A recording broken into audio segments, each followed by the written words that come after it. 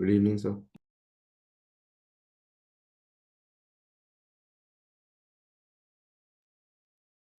Good evening, everyone. Just a minute, guys.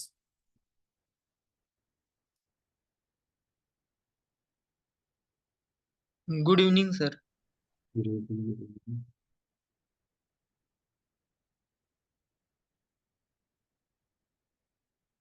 Okay, so आज हम लोग आयनिक गुड इवनिंग। आज हम लोग आयनिक इक्विलिब्रियम स्टार्ट करने वाले हैं। तो आयनिक इक्विलिब्रियम का बेसिक आई होप कि आप लोगों को क्लियर होगा। Will start with buffer solution. In between में कुछ कुछ क्वेश्चन एसिड बेस के जो पीएच निकालने वाले होते हैं वो भी कराऊंगा, लेकिन mostly we are going to focus on salt hydrolysis and buffer solution. Commonly देखा गया है कि मोस्ट ऑफ द क्वेश्चंस जो आते हैं, देखो मैं आपको पहले कुछ बता दूं कि आपको इसके अलावा क्या क्या प्रिपेयर कर लेना चाहिए इस टॉपिक में, जो आप you can do it on your own और you have done it already somewhere in whole concept. वो टॉपिक्स हैं कि पहले तो पीएच कैलकुलेशन है ना। पीएच कैलकुलेशन आपको कर लेना चाहिए अच्छे से। मतलब बेसिकली कि स्ट्रॉन्ग एसिड, फिर mixture of acids end of course basis भी। जब मैं एसिड लिख रहा हूँ तो आप मिक्सचर ऑफ बेस का भी निकालने आपको आना चाहिए। Then pH calculation of acid plus base reaction, है ना, स्ट्रॉन्ग वाला, है ना, स्ट्रॉन्ग जो normal M1 V1 plus M2 V2 by V1 plus V2 से जो निकलता है, राइट। और जो H प्लस कॉन्सेंट्रेशन हम लोग निकालते हैं, आपको याद होगा ये formula N1 V1 plus N2 V2 upon V1 plus V2, and then उसको पीएच स्केल में रख के कैलकुलेट करते हैं, वो वाला बोल रहे हैं, ठीक है। इस पे क्वेश्चंस आते हैं, सिंपल वाले जेई मेंस की बात करूंगा। और then buffer solution of course और सॉल्ट हाइड्रोलिसिस वाला पार्ट में कराऊंगा ही। वीक एसिड का pH calculation, pH of weak acid and directly formula वाला, ज्यादा दिमाग लगाने वाला नहीं, फॉर्मूला वाला। जहाँ पे होता था एच प्लस कॉन्सेंट्रेशन, जो हम लोग लिखते थे, H plus concentration is equals to under root K a into सी, वो वाला। और फिर इसको पीएच स्केल में रख के कर लो। तो ये वाला पार्ट आना चाहिए आपको। ये आप खुद से कर सकते हो, आई एम श्योर। क्यों कर सकते हो? क्योंकि ये बहुत स्टार्टिंग का पार्ट होता है, ये सब करते हैं। मतलब आई डोंट थिंक कि आप में से किसी को ये डाउट होगा कि भाई एसिड का पीएच कैसे निकालते हैं, या pH equals to minus log H plus concentration होता है। अगर इफ इन केस आपको डाउट है तो उस नोट्स को पढ़िए, एंड पढ़ने के बाद मेक श्योर करो कि आप रिवीजन स्टार्ट होने से पहले आप उन सबको अच्छे से कवर करो, है ना। अब जैसे मान लो कि कुछ चीजें मैं आज बताऊंगा भी, बेसिक वाली चीजें, जैसे कि H plus into O H minus is equal to K W of water, वो भी हम लोग करेंगे। तो वो सारी बेसिक बेसिक प्रॉपर्टीज जो है, स्टार्टिंग का जो 2 लेक्चर आने की, उनको उसको आप 1 आवर में रिवाइज कर सकते हो किसी भी मोमेंट पे, बिकॉज मोस्ट ऑफ द चीजें ऐसी हैं जो बार बार रिपीट हुई हैं अलग अलग जगह पे, तो आपको याद हो गया, ठीक है। We are effectively starting with lecture 3 और 4, है ना। और अगेन आइडिया ये है कि जब प्रॉपर रिवीजन आपका स्टार्ट हो तो यू शुड बी इक्विप्ड कि आपको बेसिक चीजें आती हैं, एंड बफर सोल्यूशन और वो टॉपिक जो थोड़ा ट्रिकी होते हैं वो भी आपको आता है। All you need to do is कि उसको और कॉन्फिडेंस में लेना, उस टॉपिक के चैप्टर को और करना ना। जहां तक बफर सॉल्यूशन और सॉल्ट हाइड्रोलिसिस की बात है, तो आपको बता दूं, you could expect direct formula based questions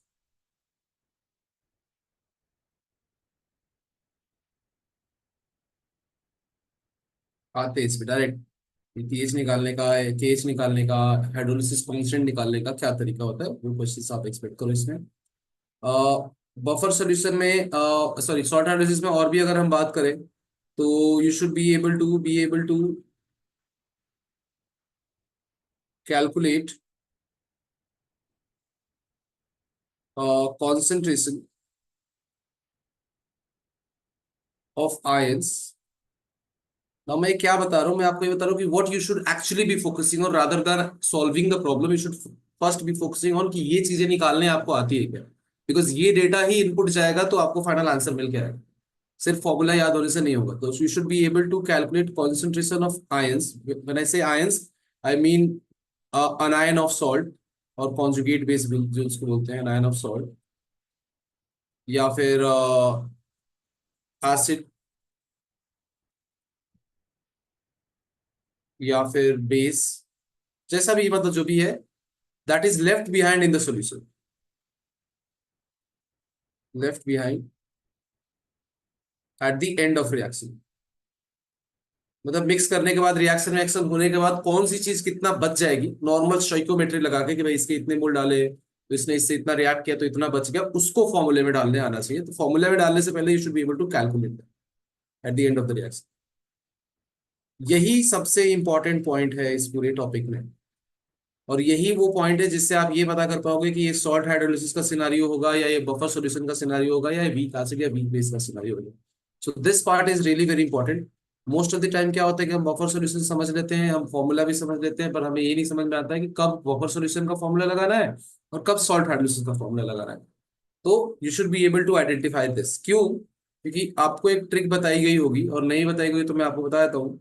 जैसे मान लो एक एक सॉल्यूशन लेते हैं, है ना, एक एग्जांपल देता हूँ मैं यहाँ पे before I start the actual topic. Example देता हूँ कि आपके पास एसिटिक एसिड है, ठीक है। ये सिंपल एग्जांपल में देता हूँ कॉमन, क्योंकि इससे याद रहता है। मान लो आपके पास एसिटिक एसिड है कि कुछ मोल्स हैं, और आपने इसकी NaOH के साथ रिएक्शन कराई। क्या बना? CH3COO Na plus H2, right? Now there can be three scenarios. The number of moles of NaOH used are really very low, maybe less than 10% of acetic acid, ठीक है। तो ऐसा अगर करोगे, एक ये रफ आइडिया दे रहा हूं, this is not the exact idea, but if moles of NaOH is less than 10% of moles of acid, तो आप यूज करोगे वीक एसिड का फॉर्मूला,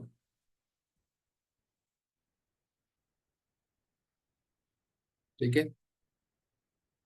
पहला सिनेरियो होता है कि यार आपने NaOH इतना कम यूज किया कि 10% ही रिएक्शन हो पाई, या 10% ही कंज्यूम हुआ एसिटिक एसिड। तो acetic acid is a weak acid, so those we also consider कि वीक एसिड जो होते हैं वो वैसे भी 10% तक अपने आप ही डिसोसिएट हो जाते हैं।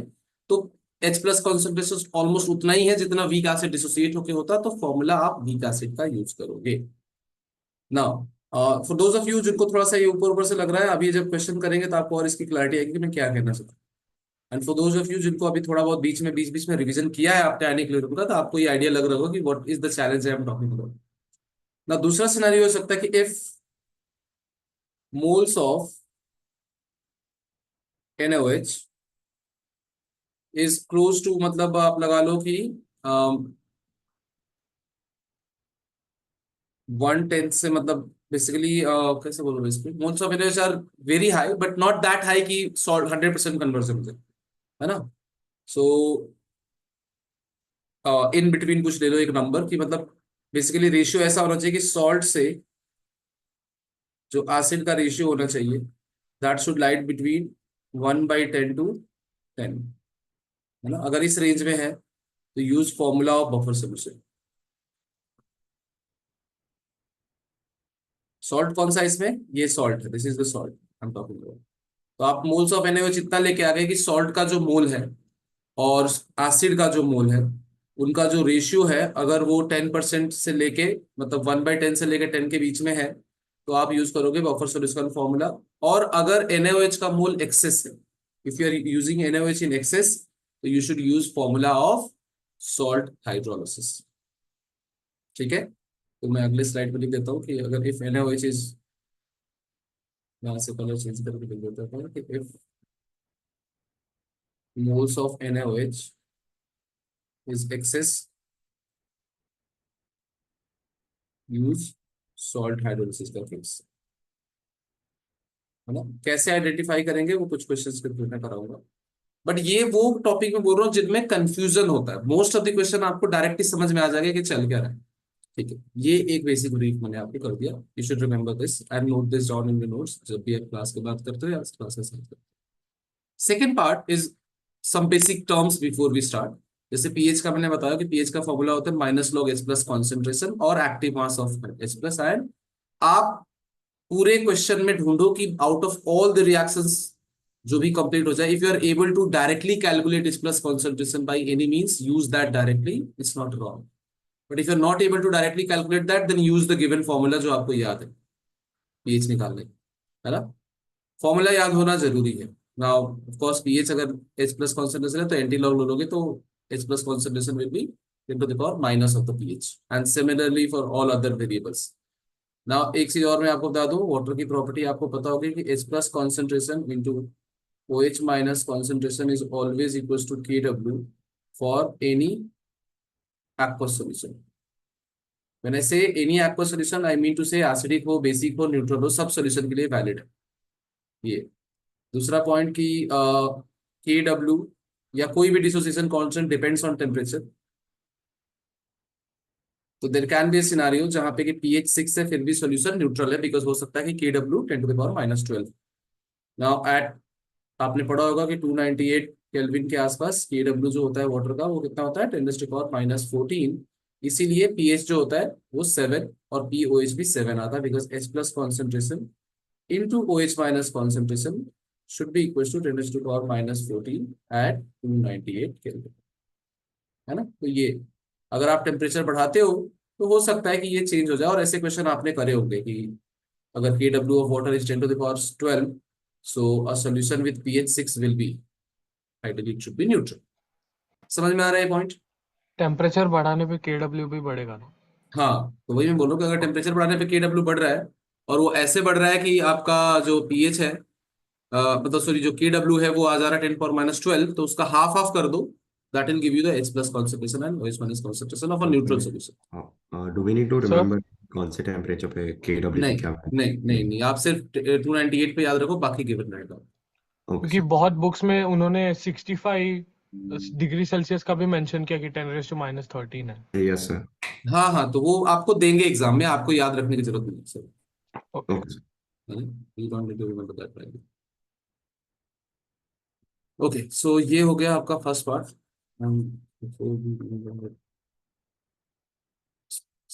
हाँ, नाउ नेक्स्ट इज की सॉल्ट हाइड्रोलिसिस में बेसिकली क्या है। सॉल्ट हाइड्रोलिसिस का, अच्छा आप में से कितने लोग हैं जिनको सॉल्ट हाइड्रोलिसिस का कुछ भी याद नहीं है, बेसिक आइडिया नहीं है कि क्या हो रहा है? ठीक है, ठीक है। So I give you brief idea कि क्या होता है सॉल्ट हाइड्रोलिसिस और उसमें क्यों करते हैं, हम कैसे करते हैं। Then I will go to buffer solution. हालांकि बफर सॉल्यूशन पहले आना चाहिए प्रोसेस वाइज अगर समझे तो जैसा मैं अभी आपको स्टार्टिंग में ब्रीफ दे रहा था कि ऐसा ऐसा कॉन्सेंट्रेशन हो तो ये फॉर्मूला यूज करना है। तो सॉल्ट हाइड्रोलिसिस क्या है कि आपके पास ऑलरेडी सॉल्ट है, दैट मीन्स कि एसिटेट, मान लो कि सॉल्ट हाइड्रोलिसिस, पहले बात तो ओनली वीक पार्ट ऑफ, पहला पॉइंट याद रखना है आपको कि only radicals of weak acids और बेसिस गेट हाइड्रोलाइज्ड। ठीक है, मतलब अगर मान लो आपके पास एसिटिक एसिड है, एसिटेट आयन है, सोडियम एसिटेट है, Na CH3COO या CH3CONA है, तो इसमें हाइड्रोलिसिस सिर्फ एसिटेट वाले पार्ट की होगी, पहली बात ये सिर्फ हाइड्रोलाइज होगा।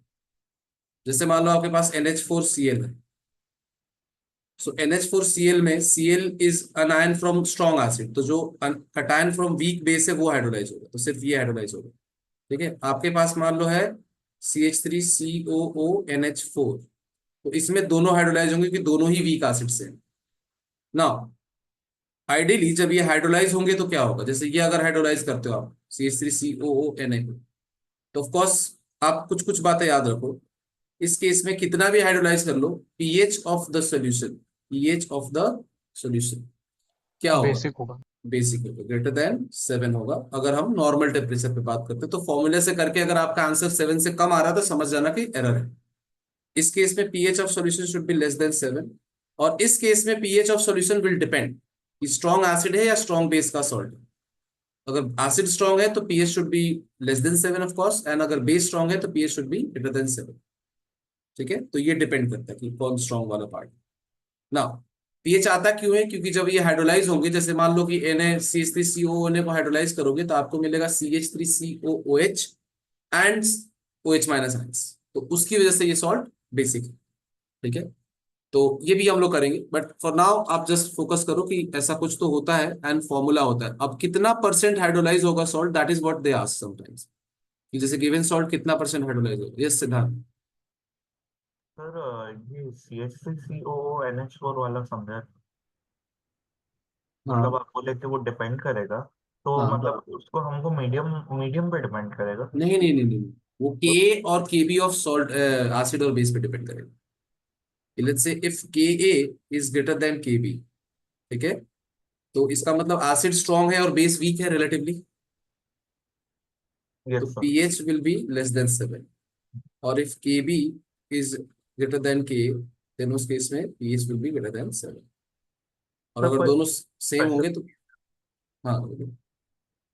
ये तो एक स्पेसिफिक केस है ना, मतलब CH3COONH4। हाँ अगर सॉल्ट जो है वो एसिड वीक और वीक बेस से बना है तो स्पेसिफिक केस नहीं हुआ, मतलब कोई भी दूसरा एग्जांपल भी हो सकता है ना। अच्छा। ओके। मतलब ये वीक एसिड का कॉन्जुगेट बेस हो और वीक बेस का कॉन्जुगेट एसिड का सॉल्ट, तब। Okay. Okay. Now also I tell you in 90% of the examples यही आते हैं, जो मैंने एग्जांपल लिए हैं यही आते हैं, because idea is to test you on the concept, not on the आपको पता है कि नहीं कितने वीक एसिड होते हैं है ना। तो क्वेश्चन में शॉर्ट हाइड्रोलिसिस ऑलरेडी मतलब वो कॉम्प्लिकेट कर सकते हैं और भी चीजों पे, तो वो एसिड चेंज नहीं करेंगे। हाँ फॉर अ चेंज वो ये जरूर कर सकते हैं कि ए बी दे देंगे फॉर्मूला, कि A is anion from weak acid and B is cation from weak base, तो वो कर सकते हैं, बाकी ज्यादा आप चेंज एक्सपेक्ट मत करो, अगर आ भी गया तो कॉन्सेप्ट आपको पता है। Now some variables are there, of course I can not make you derive all the formula, तो आप नोट्स में पढ़ना अगर आपको बिल्कुल भी इसके अलावा भी अगर चाहिए डिटेल तो, बट मैं आपको बताता हूँ कौन सी चीज क्या इंडिकेट करती है। ये है, ये आपको बताता है क्या, के एच हाइड्रोलिसिस कांस्टेंट, जैसे हर इक्विलिब्रियम का कांस्टेंट होता है वैसे इसको हम कहते हैं क्या, हाइड्रोलिसिस कांस्टेंट। और ये है डिग्री ऑफ हाइड्रोलिसिस, या ये बेसिकली इंडिकेट करेगा कि कितना परसेंट हाइड्रोलाइज होगा, है ना, जैसे डिग्री ऑफ डिसोसिएशन होता था वैसे ये डिग्री ऑफ हाइड्रोलिसिस है। Of course you can derive that any moment, but अभी मैं डिराइव नहीं करवा रहा हूं, अभी मैं आपको रिकमेंड करूंगा कि आप डायरेक्ट फॉर्मूला याद रखो, और पीएच तो क्या होता है आपको पता ही है। बेसिकली ध्यान देना कि जो वीक पार्ट होगा वो डिनोमिनेटर में आएगा और के डब्ल्यू न्यूमरेटर में रहेगा, याद रहेगा। और अगर आप फॉर्मूला नहीं याद रखना चाहते पीएच का, आपको चाहिए कि सर एच प्लस कॉन्सेंट्रेशन का फॉर्मूला बता दो, तो एच प्लस कॉन्सेंट्रेशन क्या होगा कि एच इंटू सी, तो उस हिसाब से आप याद कर लेते। आइडिया ये है कि आपको ये चीज पता होनी चाहिए बस, है ना। तो ध्यान दो कि जो वीक वाला ट्रिक बता रहा हूं कि के डब्ल्यू तो ऊपर रहेगा ही रहेगा, जो भी वीक होगा, जैसे सॉल्ट ऑफ वीक एसिड है तो के नीचे आ जाएगा, सॉल्ट ऑफ वीक बेस है तो देखो के भी नीचे आ गए डिनोमिनेटर, और salt of weak acid weak base है तो के भी दोनों आ गए डिनोमिनेटर में। याद रहेगा ट्रिक, यस जो सर। वीक होगा वो डिनोमिनेटर में आएगा के एच निकालते टाइम, पहला चीज। दूसरा, सर हाँ जी, वीक एसिड वीक बेस के लिए जब हम इक्वेशन लिखेंगे तो H प्लस कॉन्सेंट्रेशन CH ही आएगा ना, लाइक सारे केसेस में हाँ CH ही आता है ना। नहीं देखो क्या है कि हाँ वैसे तो सी एच ही आएगा, लेकिन वो कैंसिल आउट हो जाएगा क्योंकि के उसका के अलग तरीके से आता है, मतलब के एच नहीं होता है ना। मतलब देखो अगर आप निकाल रहे हो कॉन्सेंट्रेशन सब में, तो इसमें सी एच आता है, इसमें भी सी एच आता है, लेकिन इस वाले में अंडर रूट एच आएगा, मतलब बेसिकली ये है कि अंडर रूट के एच आएगा। हाँ H is equal to root K H आएगा ना। हम्म। नहीं बट उस फॉर H प्लस का कॉन्सेंट्रेशन तो CH ही रहेगा ना। हाँ हाँ सी एच रहेगा सर। हाँ वही पूछना था, ठीक। ना, यस, तो पीएच ना सबसे इजी इसमें से ये वाला है ना। और सब में देखो फॉर्मूला भी याद रखना बहुत इजी है, देखो आपका एसिड वीक है तो पीएच ग्रेटर देन 7 होगा, ये फॉर्मूला याद रखना बहुत सिंपल है, क्योंकि ये तो हाफ द के डब्ल्यू है, ये तो 7 रहेगा ही रहेगा सब में, यहाँ पे 7 सब में कॉमन। अब देखो कैसे याद रखोगे, अगर एसिड वीक है, अगर एसिड वीक है तो pH must be greater than 7, basic है सॉल्यूशन। तो बेसिक है तो 7 से ज्यादा होगा, तो देखो सब कुछ प्लस हो रहा है, half P K plus half log C, everything is being added, पहला। दूसरा पॉइंट, अगर एसिड वीक नहीं है, बेस वीक है, तो pH should be less than 7, और लेस देन 7 होगा तो फिर सब कुछ सब्ट्रैक्ट होना चाहिए, तो देखो सब कुछ सब्ट्रैक्ट हो। बोलो सर पीके भी आएगा या पीके आएगा कैसे पता चलेगा, तो के और के बी उसी का आता है जो वीक होता है, तो अगर आप स्ट्रॉन्ग एसिड वीक बेस का कर रहे हो तो के बी आएगा उस फॉर्मूले में, और Kb सब्ट्रैक्ट होगा क्योंकि pH इज लेस देन 7। बोलो सर अगर दोनों वीक हुए तो Kb सब्ट्रैक्ट होता है हमेशा और K हमेशा ऐड होता है। तो K हमेशा ऐड होगा और Kb हमेशा सब्ट्रैक्ट होगा। ये तरीका है फॉर्मूला याद रखने का, ये ट्रिक है। आई थिंक आपको याद रहेगा, आप एक बार आंख बंद करके मेमोराइज करो कि क्या क्या फॉर्मूला हमने किया है, आपको याद आएगा। ठीक है। हम्म। यस अश्विन, बता देता हूँ मैं वापस से। देखो फिर से मैं बोल रहा हूँ, सुन लो सब लोग, याद करो, दिमाग में आंख बंद करो सब लोग पहले और सोचो, इसको विजुलाइज करो, यहाँ मत देखो। आप बोलो जब वीक एसिड होगा तो pH must be greater than 7, क्योंकि एसिड वीक है और बेस स्ट्रॉन्ग है, ऐसा याद रखो। PH, if pH is greater than 7 then everything must be added to 7। फॉर्मूले में 7 कॉमन है, तो पीएच का फॉर्मूला हो जाएगा 7 प्लस हाफ पीके प्लस हाफ लॉग सी। पहला।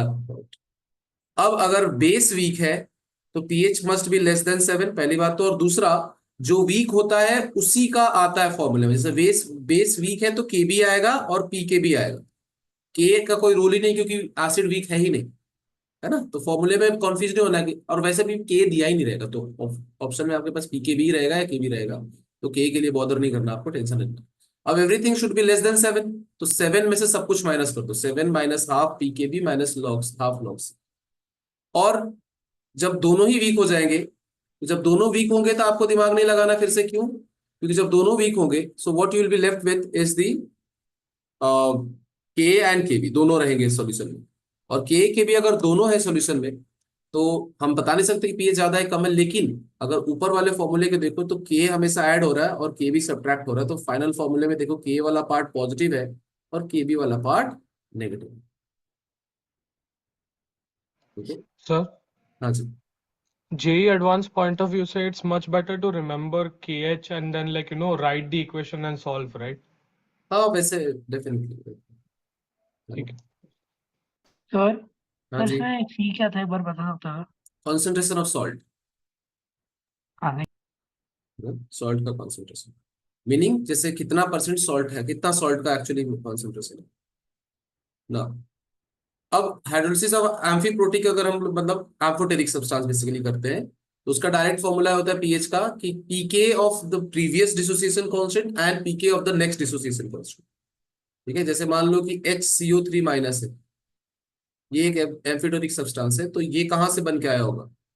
ये बन के आया होगा Ka1 must have been the dissociation constant and H2CO3 के डिसोसिएशन से बना होगा HCO3 minus, and then HCO3 minus जब फाइनली डिसोसिएट होगा तो बनेगा CO3 2 माइनस, इसका Ka2 होगा, राइट। तो एम्फोटेरिक सब्सटेंस में जब वो एज एन एसिड काम कर रहा है तो उसका डिसोसिएशन कांस्टेंट, और जिस एसिड से वो बन के आया होगा उसका डिसोसिएशन कांस्टेंट यूज करेंगे हम फॉर्मूले में, देखो Pka1 plus Pka2 divided by 2। ठीक है। तो जैसे मान लो कि आपको कोई बोले कि HPO3 2 माइनस का फॉर्मूला बताओ बस पीएच का, जहां पे K1 K2 K3 are the dissociation constant of H3PO4, sorry H3PO4। हाँ संभव, बताइए। सर एम्फोटेरिक का मतलब तो ये होता है ना कि वो एसिड जैसे भी एक्ट करेगा और बेस जैसे भी एक्ट करेगा। हाँ एम्फोटेरिक का मतलब ये होता है। सर तो एम्फोटेरिक को PK1 और PK2 से कैसे रिलेट करते हैं? नहीं रिलेट, इसके जस्ट प्रीवियस एसिड से कर रहे हैं। अच्छा देखो यहाँ पे वर्ड देखो, एम्फीप्रोटिक भी है, तो पहली बात तो ये H प्लस के सेंस में है, लेकिन एम्फोटेरिक को क्यों नहीं कर सकते? अगर वो एम्फोटेरिक है तो उस जैसे मान लो कि वो एज अ बेस काम कर रहा है, तो यस सर। बेस की तरह काम करेगा तो कोई ना कोई कॉन्जुगेट एसिड बनाएगा। Yes sir. तो बेसिकली हम कह रहे हैं कि एम्फोटेरिक सब्सटेंस का जब पीएच निकालना है तो उसके कॉन्जुगेट एसिड का पीके प्लस उसके खुद का pK divided by 2, okay sir. That is what we mean to say. तो जैसे HPO4 2 माइनस का करना है तो आप क्या करोगे, Pk1 लोगे या Pk2 लोगे पहले? सर 2 + 3 डिवाइडेड हाँ by 2। Pk2 plus Pk3 divided by 2, yes that is how you. Sir, हाँ जी। ये जब pH रहेगा Pk2 प्लस Pk3/2, तब हम्म। HPO4 2 माइनस और मतलब H2PO4 2 माइनस की कॉन्सेंट्रेशंस क्या रहेंगे? वो मैनुअली आपको कैलकुलेट करना पड़ेगा ना पीएच के बेसिस पे, फिर आप H3PO4 को डिसोसिएट मतलब कराओगे। इक्वेशंस लिख के वापस वही वैसे ही हाँ जाना हाँ, पड़ेगा। प्रोसेस से जाना पड़ेगा। ओके ठीक है। सो H3PO, अच्छा हाँ, H प्लस कॉन्सेंट्रेशन जो भी आएगा that you will assume from the first dissociation, है ना, एंड देन सेकंड वाले नहीं में नहीं, H प्लस बट ये कॉन्सेंट्रेशन। पीएच पे भी मतलब ऐसा होना चाहिए ना कि जब इतना HPO4 2 माइनस सोल्यूशन में है तब पीएच कितना होगा इसका, pK2 प्लस pK3 हाँ तो। नहीं नहीं नहीं, तो ये तो देखो क्लियर ही रखो कि जब हम बात कर रहे हैं पीएच की तो वी आर अज्यूमिंग कि सॉल्यूशन में 100% HPO4 2 माइनस ही है, तभी तो उसको सॉल्ट कह रहे हैं ना, नहीं तो एसिडिक सॉल्यूशन नहीं बोलते उसको, मतलब राइट। ये ऐसा कर रहे हैं क्योंकि HPO4 2 माइनस थोड़ा कॉन्जुगेट एसिड बना रहा है, थोड़ा कॉन्जुगेट बेस भी बना रहा है, एंड वो एक बार रिएक्शन इक्विलिब्रियम पे आ गया तब का पीएच है। हाँ एक्चुअली में ऐसा ही कर रहे हैं, लेकिन when we starting the process अपने पास पूरा का पूरा HPO4 2 माइनस था और उसकी हाइड्रोलिसिस कर रहे हैं, ओके है ना। ठीक है। तो you start with 100% concentration of HPO4 2 minus, okay ठीक है। उसके बाद पॉलीवैलेंट अनायंस भी होंगे, जैसे कि मान लो अभी जैसे मैंने लिया, ऐसे सॉल्ट भी तो होते हैं ना जो पॉलीवैलेंट अनायन से बनते हैं, जैसे हर सॉल्ट ऐसा नहीं हो सकता ना कि NH4Cl हो जाए, है, Na2SO4 भी सॉल्ट होता है, तो वैसे ही NH4 होल ट्वाइस SO4 भी हो सकता है, ऐसा सॉल्ट भी तो होता है। तो उसको कैसे करेंगे, तो उस केस में क्या करोगे कि जो भी वीक एसिड या वीक पार्ट है, जो भी वीक पार्ट है, ध्यान से सुनो, फॉर्मूला सेम है, देखो फॉर्मूला सेम है क्योंकि हाफ pKw इज 7, तो आपको मैं अपने जैसे आपने लिखा है उसी फॉर्म में लिख के देता हूं मैं, pH is equal to 7, 7 plus, ध्यान से देखो, half of pKa last, generalize formula बता रहा हूँ, pKa लास्ट मतलब जैसे मान लो H2SO4 है, हालांकि H2SO4 is a strong acid तो वो नहीं आएगा, लेकिन जैसे मान लो कि H2CO3 है, तो H2CO3 का अगर आप pH निकालने जा रहे हो तो आप लिखोगे 7 plus half pKa2 not pKa1 and plus log C, log of concentration of salt, है ना। I will not go into detail कि ऐसा क्यों हो रहा है, plus half log concentration of salt, है ना। इसके लिए अपन डेरिवेशन करेंगे तो आ जाएगा ये, वैसे बड़ी बात नहीं है, लेकिन उसके लिए टाइम नहीं है अपन कि मैं डेरिवेशन करके बताऊं, but half of the P K last याद रखना। अगर ट्राई बेसिक एसिड है तो pK3 यूज करोगे, जैसे मान लो एक और फॉर्मूला मैं आपसे पूछता हूँ, आप मुझे समझ में आ जाएगा आपको ये समझ में आया कि नहीं आया। ये किसका है बाय द वे, मान लो मुझे निकालना है, एक सॉल्ट है, कौन सा सॉल्ट लिया जाए,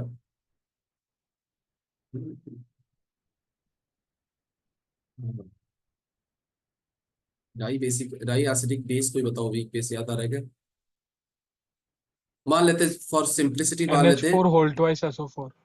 नहीं नहीं वो एसिड हो गया ना, बेस नहीं हुआ ना, देखो BaOH होल ट्वाइस है, कोई बेस है ना, वीक बेस है, तो इसका सॉल्ट बनाया हमने और BaCl2 बन गया, है ना। BCl2 एक सॉल्ट है, ऑफ कोर्स देख के समझ में आ रहा है कि BCl2 is a salt which is made up of HCl and some weak acid जिसका की बेसिसिटी, सम वीक बेस जिसका एसिडिटी 2 थी, तो इसका पीएच का फॉर्मूला क्या लिखोगे,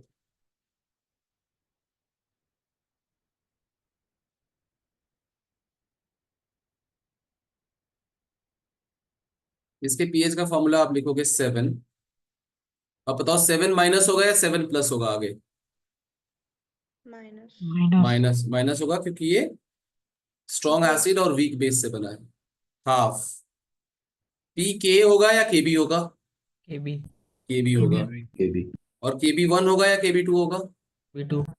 केबी 2 KB2 माइनस हाफ लॉग सी, log C ठीक है। इस वाले पार्ट को क्लिप करके रख लेना, बार बार सुन लेना, 3 बार सुन लेना, जे एडवांस से पहले, मेंस में आई डोंट थिंक ये आएगा, लेकिन जे एडवांस से पहले इस पार्ट को सुन लेना कि अगर पॉली प्रोटिक एनायन आ गए, पॉलीवैलेंट अनायंस का आ गया, कटायंस का आ गया, तो कैसे करना है, और प्रैक्टिस के लिए आप इन सब का फॉर्मूला लिख के ट्राई कर सकते हो, ठीक है। अच्छा ZnSO4 है यहाँ पे एग्जांपल में, ZnOH whole twice will be a di acidic weak base, FeCl3 है मतलब FeOH whole thrice will be a tri acidic weak base, तो इन सब का फॉर्मूला लिख के और एक बार आप मुझे शेयर करना या बताना कि कैसा आपने लिखा है, फिर विल चेक, ठीक है। ये मैं आपको टास्क दे रहा हूँ, and then buffer solution, again question में जाएंगे तो और ज्यादा इनकी क्लैरिटी आएगी, अभी के लिए बस फॉर्मूला याद रखो कि बफर सॉल्यूशन के लिए पीएच का फॉर्मूला क्या होता है, हाफ ऑफ पीके, अगर एसिडिक बफर है तो log concentration of salt upon acid का कॉन्सेंट्रेशन है, और बफर सॉल्यूशन अगर बेसिक है तो पीओएच का फॉर्मूला सेम रहता है, बस पीके की जगह पीके भी आ जाता है, लॉग सॉल्ट अपॉन बेस हो जाता है, लेकिन उससे POH आएगा। पीएच निकालने के लिए 14 में से माइनस करोगे। नॉट माइंड दैट कि ये पार्ट हमेशा हम लोग भूल जाते हैं जल्दीबाजी में। सो 14 माइनस POH करोगे, देखो यह ध्यान रखो कभी भी चाहे कुछ भी हो जाए। ठीक है। नाउ मैं आपको एक दो एग्जांपल देता हूँ कि बफर सॉल्यूशन के बारे में कैसे सोचेंगे कि सॉल्यूशन बफर सॉल्यूशन। जैसे मान लो कोई क्वेश्चन में कहता है कि 100 ml of 1 molar acetic acid is dissolved in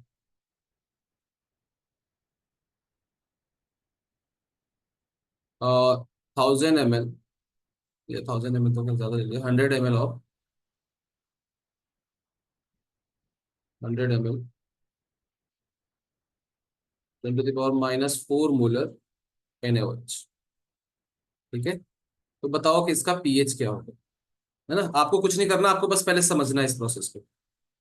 we will have time to practice questions. पहले आप समझो मैं क्या कर रहा हूँ। तो अब क्या होता है कि अगर डायरेक्ट दिया होता है एसिटिक एसिड तो आप वीक एसिड मान के सॉल्व करते हैं। एसिड बेस रिएक्शन है तो आप बोलोगे सर रिएक्शन का पीएच कैसे निकालेंगे, तो आप इनको मिक्स करोगे। नाउ रिमेंबर दैट कि जब तक स्ट्रॉन्ग बेस रहेगा तब तक वीक एसिड रिएक्ट करता रहेगा, और जितना स्ट्रॉन्ग बेस रहेगा उतना वीक एसिड का मोल कंज्यूम हो जाएगा। तो सबसे पहले आप करेंगे मोल का कैलकुलेशन। मोल कितना हो जाएगा, 100 ml मोलारिटी इंटू वॉल्यूम करते हैं हम लोग। मोल कितना हो जाएगा इसका, 100 मिली मोल होगा इनिशियल मोल। बोलिए। ये 0.1 हाँ, और NaOH का कितना हो जाएगा, 10⁻⁻2 मिलीमोल। हाँ यस अंश बताइए। सर जब हम इक्वल वॉल्यूम में मिलाते हैं तो कंसंट्रेशन हाफ लेते हैं ना। हाँ कॉन्सेंट्रेशन नहीं, मैं मोल की बात कर रहा हूँ, मोल तो वही रहेगा ना। अच्छा ओके। है ना। बफर सॉल्यूशन का सबसे बेनिफिशियल पार्ट ये है कि इनिशियल मोल निकाल लो और रिएक्शन करा दो। बाद में क्योंकि रेशियो ही लेना है वैसे भी, तो रेशियो में वॉल्यूम वॉल्यूम दोनों का वैसे ही कैंसिल हो जाना, तो मोल का रेशियो ही आ जाएगा मतलब। है ना। हाँ सर समझा। हाँ तो अब बनेगा क्या इससे, CH3COO Na प्लस H2। अब देखो यार लिमिटिंग रिएजेंट तो NaOH है, तो NaOH eight the end of the reaction 0 बचेगा। और ये कितना बचेगा, 100 माइनस 10⁻⁻2 मिलीमोल्स। और ये कितना फॉर्म होगा, 10⁻⁻2 मिली मोल्स। अब एक्चुअली अगर आप देखो तो सॉल्ट की concentration is almost negligible as compare to acid की कॉन्सेंट्रेशन, है या नहीं है। यस तो this is not a buffer solution, this is not a buffer solution. आप सीधे यहाँ पे क्या यूज करो, use formula of weak acid.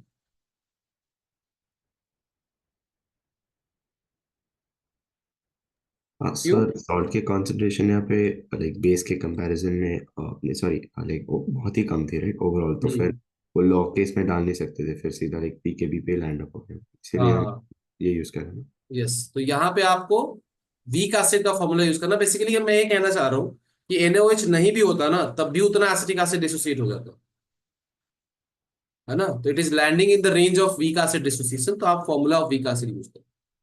लेकिन अगर मैं थोड़ा सा डेटा चेंज करता हूँ, क्योंकि यही रियल प्रॉब्लम्स होती है जहां पे डिफिकल्टी आती है। डायरेक्ट डेटा दिया रहेगा तो कोई भी फॉर्मूले में डाल देगा। तो सेकेंड केस में मैं क्या करता हूँ, 100 ml ऑफ, यहां से समझना भाई, 100 ml of 0.5 molar NaOH use करता हूँ इसमें। ठीक है। फिर से रिएक्शन कराओगे, CH3COOH, ये कितना रहेगा, 100 millimole starting with the same amount. इसकी रिएक्शन करा रहे हैं हम लोग NaOH के साथ जो कि है 50 मिलीमोल, है कि नहीं। बनाएगा CH3COONA प्लस H2। नाउ अभी भी लिमिटिंग रिएजेंट NaOH ही है, तो NaOH अगर लिमिटिंग रिएजेंट है तो ये बाद में कितना बचेगा, 50 मिलीमोल। ये 0 बचेगा क्योंकि ये पूरा कंज्यूम हो जाएगा, और ये कितना बनेगा, 50 मिली। तो अब इनकी रेंज जो है वो 1/10 से 10 के बीच में राइज कर रही है, ratio of salt to acid का मोल, क्योंकि अभी 1 है। तो अब यहाँ पे क्या यूज करोगे, use formula of buffer. Buffer solution.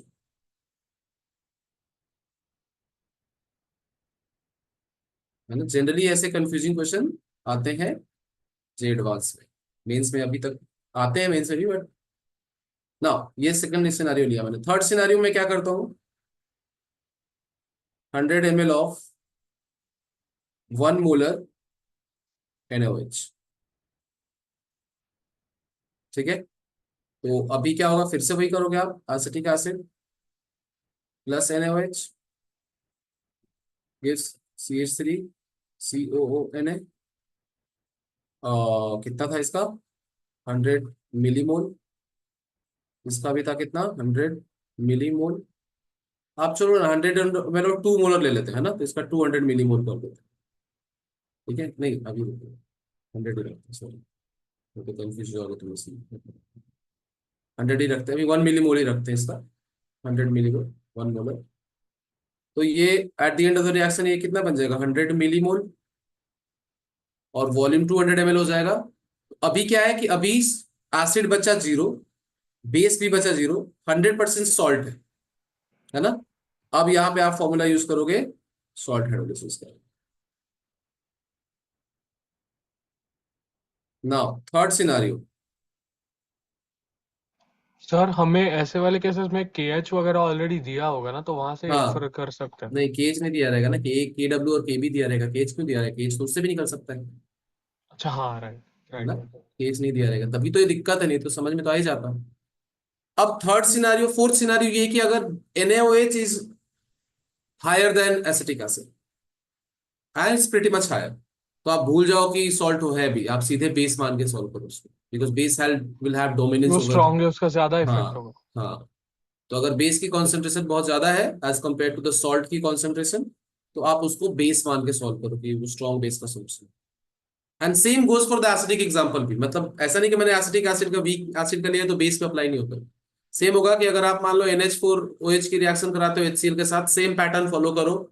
If HCl is very much less तो आप वीक बेस का फॉर्मूला यूज करो, if they are in the range of 1/10 to 10 आप बफर सॉल्यूशन यूज करो, और अगर सॉल्ट बहुत ज्यादा है तो सॉल्ट का, और अगर एसिड बहुत ज्यादा है स्ट्रॉन्ग एसिड तो स्ट्रॉन्ग एसिड का फॉर्मूला।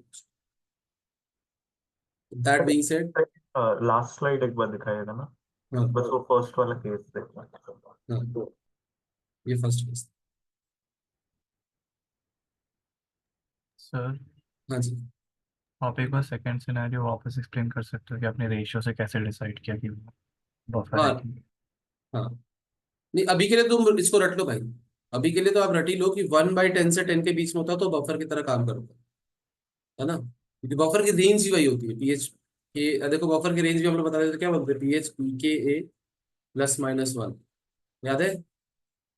हाँ एक जनरल फॉर्मूला हम लोग बताते हैं, जनरल, हालांकि ये कोई हार्ड एंड फास्ट रूल नहीं है, बट यूजुअली इस रेंज में लाई करता है बफर सोल्यूशन सर का पीएच। हाँ जी, बफर का डेरिवेशन भी यहाँ से ही आया ना, कि हमने रिएक्शन लिखा है एंड फिर हम्म, K लिखा है उसका। तो वैसे भी याद रख सकते हैं ना कि K हम तब मतलब क्वाड्रेटिक को इग्नोर करते हैं जब 1/10 ऑफ वैल्यू के मतलब नीचे हो। हाँ राइट, वहां से ही आया ना वो। वहां से भी कर सकते हैं, हाँ वही वही है एक्चुअली बेसिस उसका, लेकिन अभी आपको उस लॉजिक में जाना नहीं है, मैं ये कह रहा हूँ आप लोग को। For the time hmm. Being आप अभी क्वेश्चन देखो, क्वेश्चन की क्वालिटी देखो, आपको समझ में आएगा कि आपको सच में उतना सोचने की जरूरत भी है या फिर आपको रियल चीज पे वर्क करना है। वो है सिंपल क्वेश्चंस का प्रैक्टिस, ताकि बेसिक फॉर्मूला अप्लाई करो वैसे, और वो ना भूले करें। स्टार्ट करते हैं। These are some common questions you might have already done it, but मैंने फिर भी रखी है बिकॉज अगेन मेरा आइडिया वही है कि आपको जो आता है वो एग्जाम में याद रहना चाहिए, तो उसको बार बार प्रैक्टिस करना।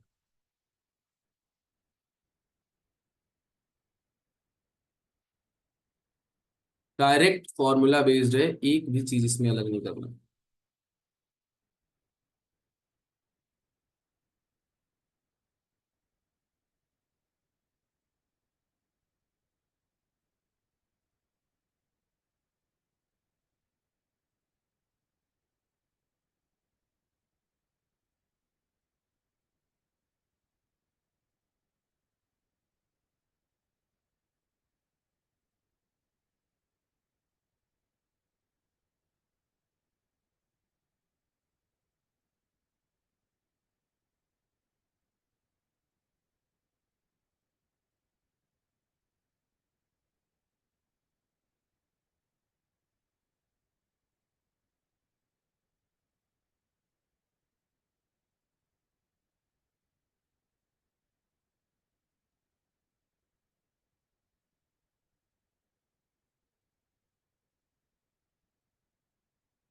आई थिंक आपका सही है आरुषि।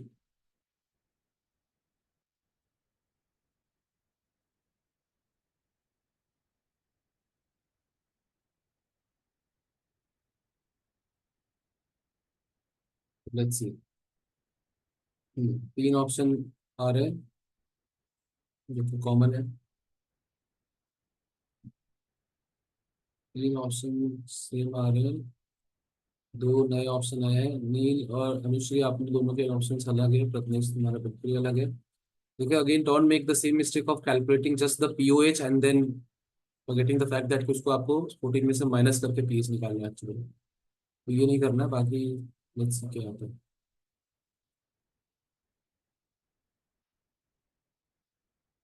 चलो इसको मैं करके बताता हूँ। और फॉर दोज ऑफ यू जो कि मतलब इस पे कम क्वेश्चन के, डोंट वरी, मैं पहले स्टार्टिंग के कुछ क्वेश्चन मैं ज्यादा जल्दी कर दूंगा ताकि आपको अगले क्वेश्चन में हेल्प करूँ।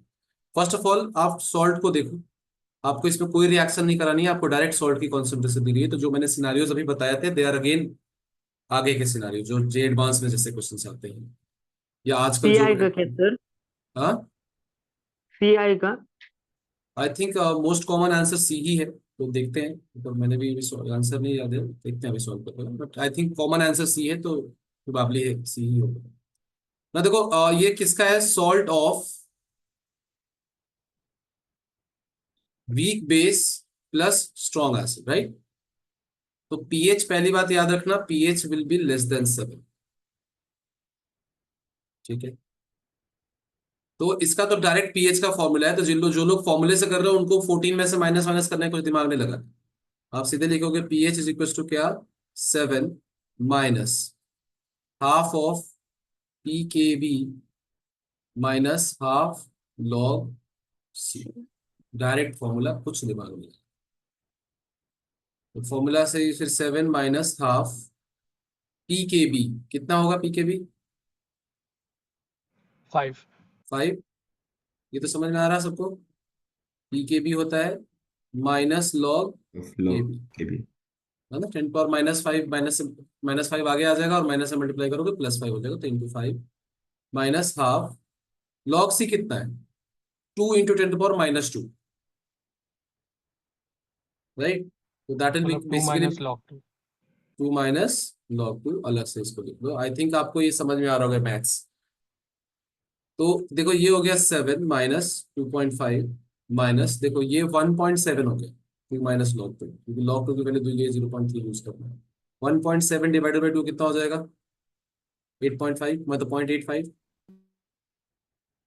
अब इसको सब्ट्रैक्ट कर लो भाई, जो भी आंसर आ रहा है देख लो आप। कौन सा सी आ रहा है? सी यार। यस सर, से यार। यस। 5 तो जो गलत आंसर्स आए हैं those are because of the calculation mistake, क्योंकि इससे डायरेक्ट क्वेश्चन तो अब क्या ही हो सकता है। तो कैलकुलेशन में कोई जल्दीबाजी नहीं करनी है। लेट आंसर दो, सही आंसर।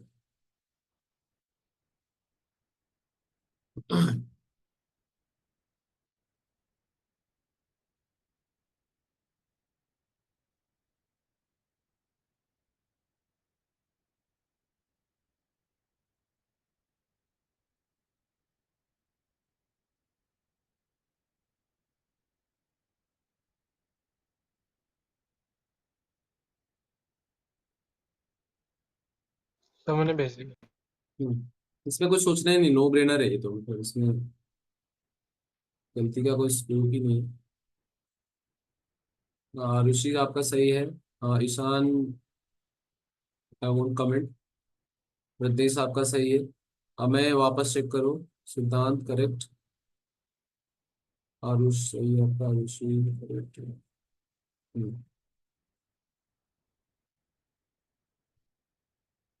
नील आपका भी सही है। उमर, अनुश्री, संभव, अंश, दिया, आप सबका सही है राइट। देखो यार इसमें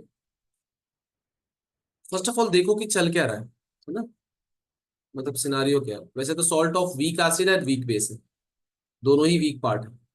जब दोनों पार्ट वीक है तो हमें ऑब्वियसली फिर देखना पड़ेगा कौन ज्यादा वीक है और कौन ज्यादा स्ट्रॉन्ग है। तो पी के दिया है 3.2 एंड पी के भी दिया है 3.4। नाउ रिमेंबर दैट कि एसिडिक स्ट्रेंथ जो होता है वैसे बताने की जरूरत नहीं है, लेकिन फिर भी अगर भूल गए हो तो इनवर्सली प्रोपोर्शनल टू पीके होता है, and same is for basic strength. तो जिसका पीके कम है उसका एसिडिक स्ट्रेंथ ज्यादा है as compare to the base. देखो आप इस डेटा को देख के रीड करके समझ में आ रहा है कि पीके भी ज्यादा है पीके से, that means acid is stronger than base. Relative strength की बात हो रही है, दोनों का काम अलग अलग, लेकिन अपने अपने काम में एसिड इज स्ट्रॉन्ग। तो सॉल्यूशन का जो पीएच होगा that will be less than 7, पहली चीज। तो लेस देन 7 का पहली बात तो ये दो ही ऑप्शन है, तो ये दोनों तो वैसे ही हट गए। अब इतना भी कम नहीं होगा कि 1 हो जाए, इतना स्ट्रॉन्ग एसिड भी नहीं है, राइट, दोनों वीक है। तो एक लॉजिकल गेस बनता है कि भाई 6.9 आप करते हैं। और नहीं तो फॉर्मूला आपको पता ही है, pH is equal to 7 plus half P K A minus half P K B. इसको भी करोगे तो 6.9 ही आएगा। दोनों में से कोई भी तरीका आप लगा लो आपके पास। चलो, now this is how J advance ask question.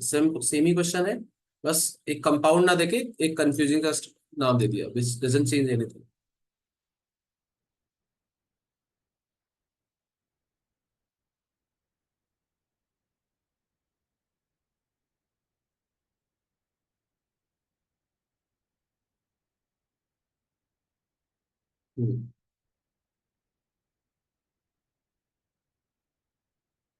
Okay, तो आप लोग अभी जो नए आंसर्स आए हैं इसी पे है ना?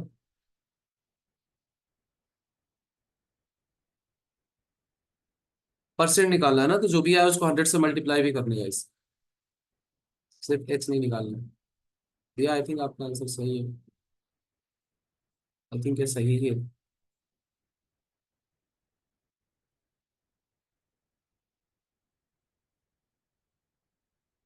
अभिषेक आपका भी सही है।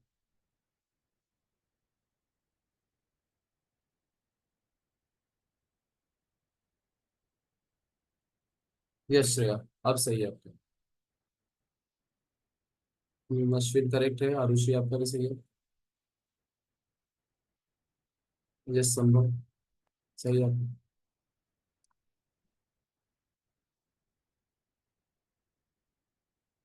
अंश हमें सही है। अंश आपने कुछ ज्यादा एच निकालना है, राइट, एच इंटू 100 निकालना है बेसिकली अपने को, वैसे सोचो। हमें सही है, उमर सही है।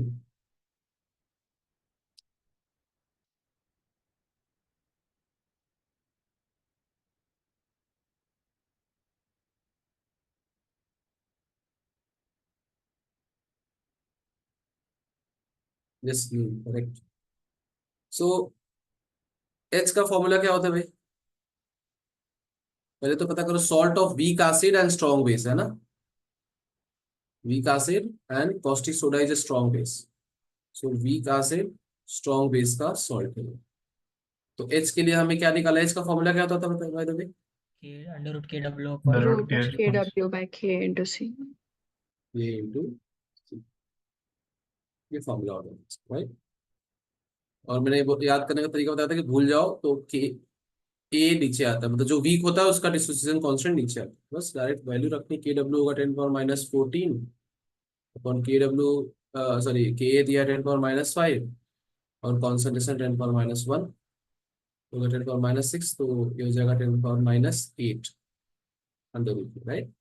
एंड देन इसको सिंप्लीफाई करोगे तो 10⁻4 हो जाएगा एच। लेकिन हमें बताना परसेंटेज, तो परसेंटेज हाइड्रोलिसिस 100 से मल्टीप्लाई कर दो,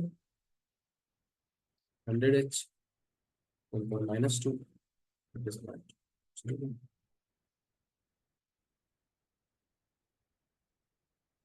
है ना? चलो,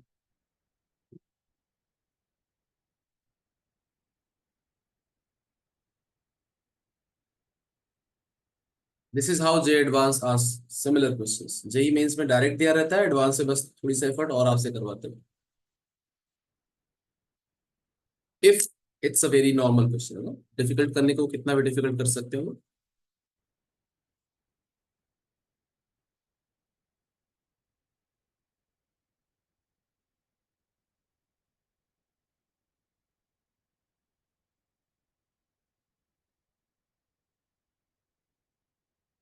वीक एसिड, बफर सॉल्यूशन या सॉल्ट हाइड्रोलिसिस, क्या करेंगे यूज आप तो ये बताओ।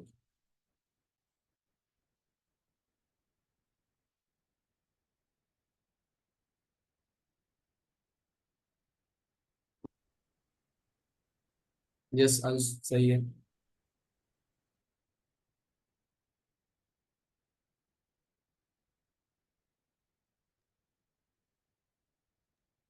एक बार मैं कोई जल्दीबाजी नहीं करता हूँ आजकल लेक्चर में, क्योंकि ये टॉपिक्स ही वैसे ट्रिकी टॉपिक्स है ना। क्वेश्चन आराम से करो, सीखो, है ना।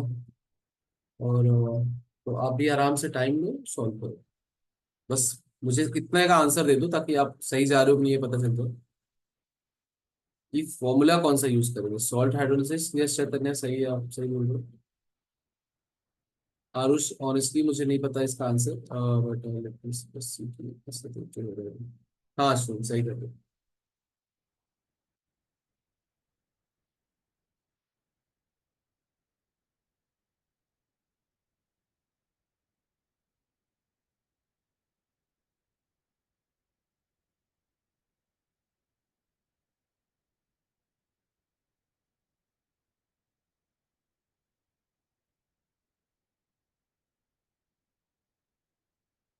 आई थिंक सही है आपका आरुष। 8.25 या 9.25 ऐसा कुछ आ रहा है लेकिन हाँ अभिषेक, आपने सही फॉर्मूला यूज किया।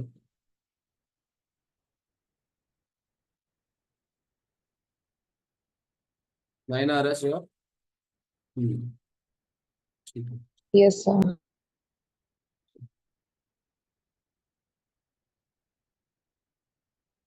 ठीक है, अश्विन 9.25 और ऋषि का भी 9 आ रहा है।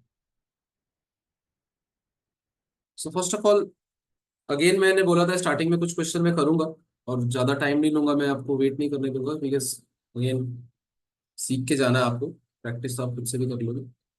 तो यार, टाइट्रेशन का मतलब है और एंड पॉइंट कहा जा रहा है। एंड पॉइंट नहीं कहते, अगर बोलते हैं mid point, half of the titration, तो उस टाइम बफर बन जाता, क्योंकि 50% of the base is added. तो 50-50 है रेशियो दोनों। तो 1/10 से 10 के बीच में लाई कर रहा है, तो बफर। अभी एंड पॉइंट का मतलब है कि जितना भी एसिड है वो सॉल्ट बेस के साथ रिएक्ट करके 100% सॉल्ट बन गया। तो अगर सॉल्ट 100% है तो आप फॉर्मूला भी सॉल्ट हाइड्रोलिसिस का यूज करोगे। Now acid of course is weak, क्योंकि उसका जिसका भी के दिया है वो वीक है, तो acid is weak. Week acid है तो फॉर्मूला होता है वीक एसिड स्ट्रॉन्ग बेस का, पीएच का डायरेक्ट फॉर्मूला होता है क्या, 7+½ pKa प्लस लॉग सी। तो दैट इज 7+½ pKa, डायरेक्ट लिख दूं मैं 6, 5.5 लिख दूं डायरेक्ट, नहीं सॉरी 5.3। ये सॉल्व करो, इसको नहीं पता पीके होगा 6 - log 5, है ना। इसको सॉल्व करो के देख लो आप। एंड प्लस लॉग सी कितना है, लॉग 0 हो जाएगा। 10⁻⁻1, है ना। यस। सो ये हो जाएगा 7 प्लस ये 6.3 हो जाएगा। am I right? सही कर रहा हूँ ना हाँ मैं? एंड ये जो होगा वो हो जाएगा -1। तो 7 + 6.3 -1 हो जाएगा 5.3 डिवाइडेड बाई 2, 2.65। सर 5.3 5.3 होगा। होगा, हाँ सर। हाँ सर 5.3, हाँ। सो 4.3, 5.3 - 1 हो जाएगा 4.3, एंड 4.3 डिवाइडेड बाई 2 कितना हो जाएगा, 2.15। Final answer will be 9.15।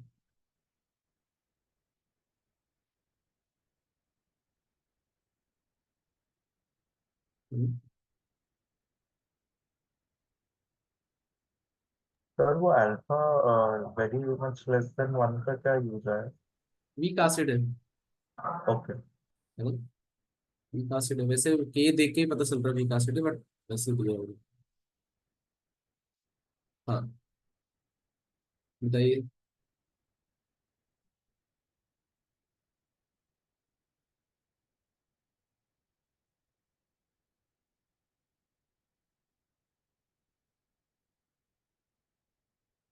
ये भी डायरेक्ट फॉर्मूला बेस्ड है। यस यार, डजंट मैटर, हाँ, क्योंकि इंटीजर टाइप का, लेकिन ध्यान देना कि वो क्वेश्चन में राउंड ऑफ का है या नहीं है।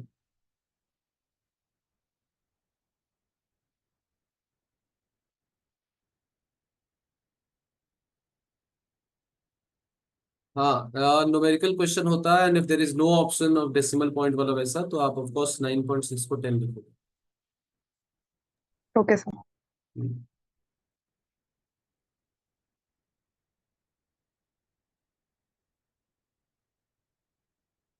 यस, शॉर्ट हाइड्रोलिसिस यूज करोगे आप, and this is the one case जो मैंने लास्ट में बताया था।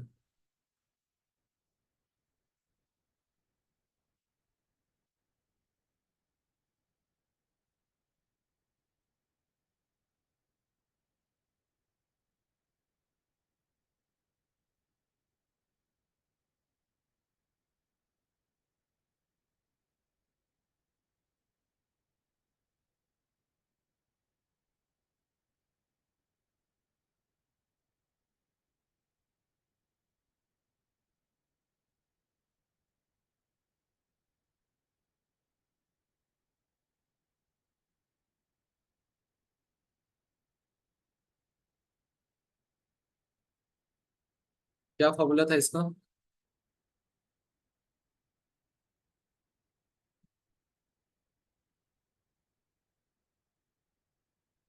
आविदान का आंसर है, ठीक है। हाँ आविदान यार, एक बार चेक करो, आई थिंक आंसर 7 से ज्यादा आएगा, नहीं आ रहा क्या? सर वो बेस की तरह लेंगे ना K3PO4 को?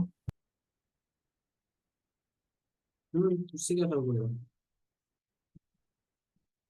The salt of weak acid and strong base है ना, तो pH should be greater than 7 first of all. Okay. And try protic acid है, तो बस वो पॉलीप्रोटिक अनायन वाला जो फॉर्मूला था वो लिख दो। Salt of weak acid, weak triprotic acid and strong base KOH।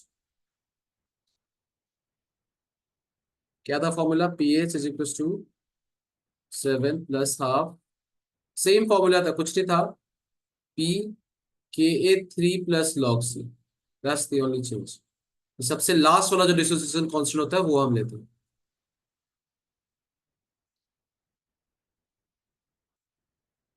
और इसका मैं लॉजिक आपको हिंट देता हूँ कि क्यों ऐसा करते हैं हम लोग, आपको शायद याद रह जाए।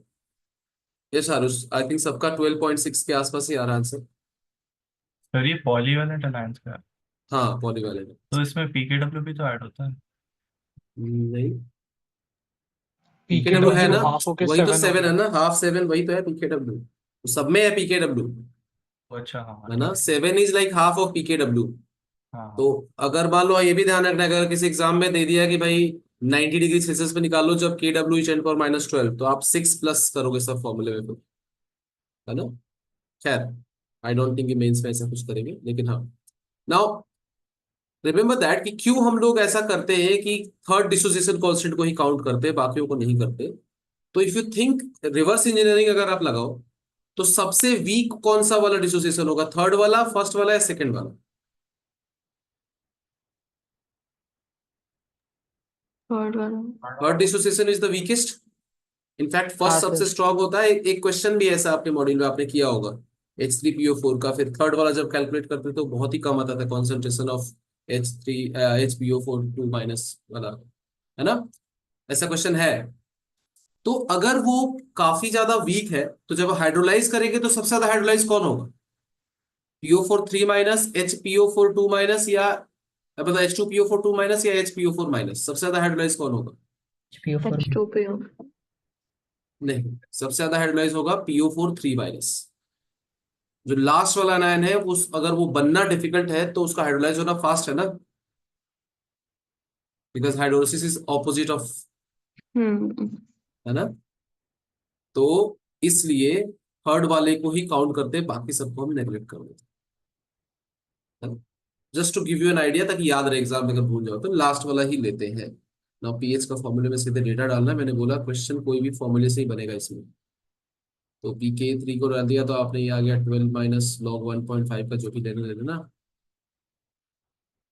एंड प्लस लॉग सी कितना हो जाएगा,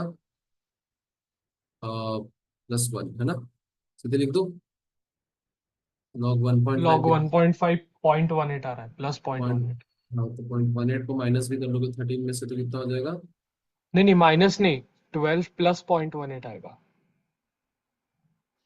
लॉग तो वही 1.5 1 से ज्यादा है ना, तो प्लस में क्यों आएगा, तो 0.18 अगर ले रहे हो तो माइनस ही करना पड़ेगा ना, 12 माइनस से 0.18 माइनस करोगे तो 11.92 हो जाएगा, एंड प्लस 82, एंड देन 1 उसमें ऐड कर दो, हाँ हाँ, 12.82 सही है डिवाइडेड बाई सही है, सिक्स या पॉइंट फोर वन 6.41 ऐड कर दो 13.41, तो ये आई थिंक 13। 13.4, 12 हाँ, प्लस मैंने वही गलती 6.41 की। That is 13.41। सर -1 होगा ना, लॉग सी। नहीं नहीं, हाँ लॉग, एक सेकंड, अच्छा पी के सी नहीं है ना, लॉग सी -1 हो जाएगा, तो ये नंबर और डाउन होगा, मतलब और अप होगा, 0.5 और 91 आ रहा है क्या, सॉरी माय बैड, ये -1 हो जाएगा, तो 11 में से 0.18 माइनस करोगे, तो 11 में से 0.18 माइनस करोगे तो 10.982, 10.82 इज 5.41, और वन। तो कितना हो जाएगा 12 पॉइंट, और वन। और वन।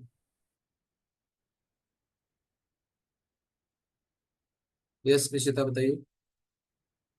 सर आपने एक पॉइंट कहा था कि जो जितना कम बन रहा होगा वो उतना ज्यादा ही हाइड्रोलाइज होगा, वो आप समझा हम्म, सकते हो?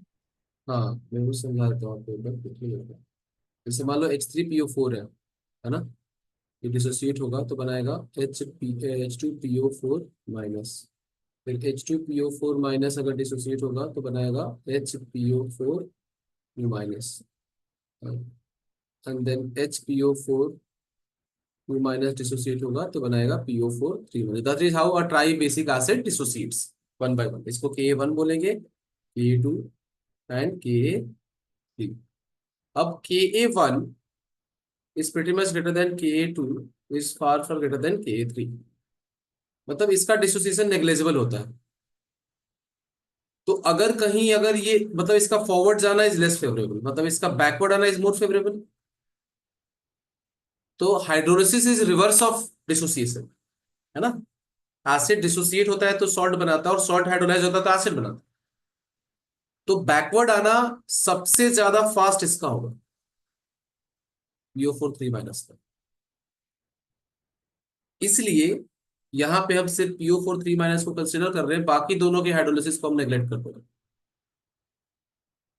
है समझ में, हाँ सर, समझा। तो ऐसा कुछ रफ आइडिया है, बट एग्जैक्टली आप कैलकुलेट करोगे तो नंबर्स में भी कर सकते हो उसको ना, चलिए, this is how JEE Mains के अब रिसेंट क्वेश्चन सही है ना, अभी तक जो मैंने कराया था पुराने थे, अभी रिसेंट क्वेश्चन इस तरह से आ रहे हैं, थोड़ा सा वो लैंग्वेज में चेंजिंग कर रहे हैं, आप पढ़ो क्वेश्चन को आराम से और समझो आंसर करो। Now we have total around 10-12 questions हैं और, है ना, सो थोड़ा सा अब स्पीड बढ़ाओ आप लोग, अब मैं आपकी हेल्प नहीं करूंगा, आपको खुद ही करना है।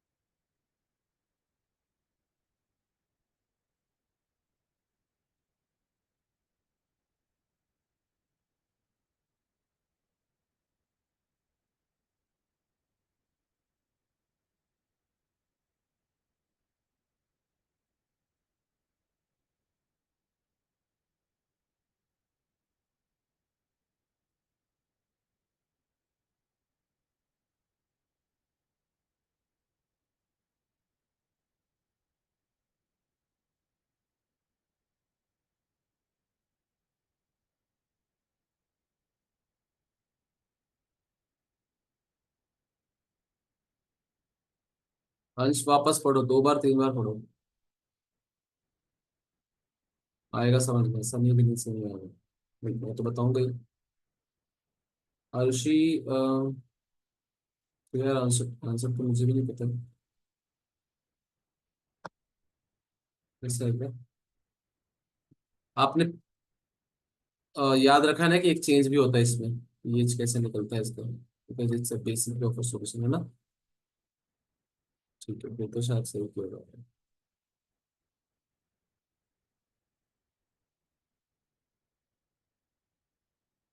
तो दो दो का आंसर अब सेम आ रहा है, तो आई थिंक आपको भी सही किया है।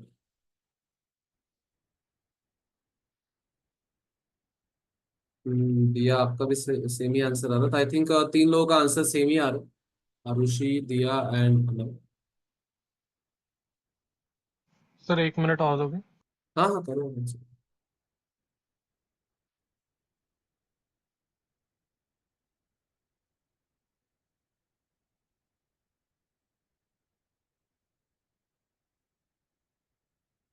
इनका शेड्यूल क्या है आपने? Solubility, again very very very important topic पर जो है।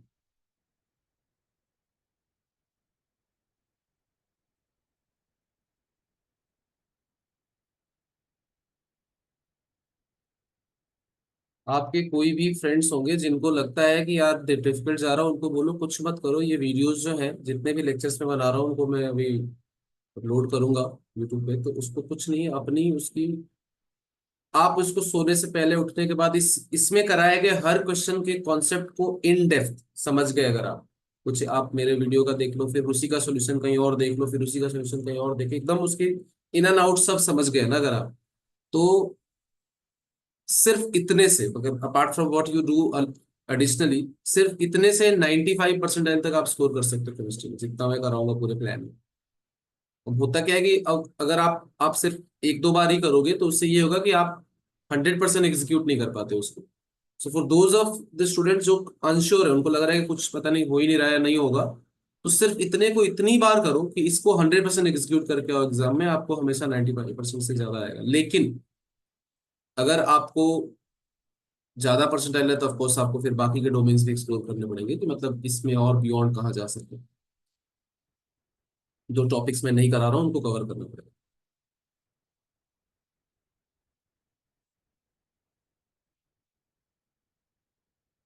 मैं बहुत बिग क्लेम्स नहीं करता हूँ यूजुअली, बट मैं बता रहा हूँ गारंटी के साथ विद एक्सपीरियंस कि 95% कहीं नहीं गया, अगर आप सिर्फ इन्हीं पे बार बार कर लो। परसेंटाइल बोल रहा हूँ, परसेंट। ना चलो देखते हैं क्वेश्चन क्या है भाई। क्वेश्चन ये है,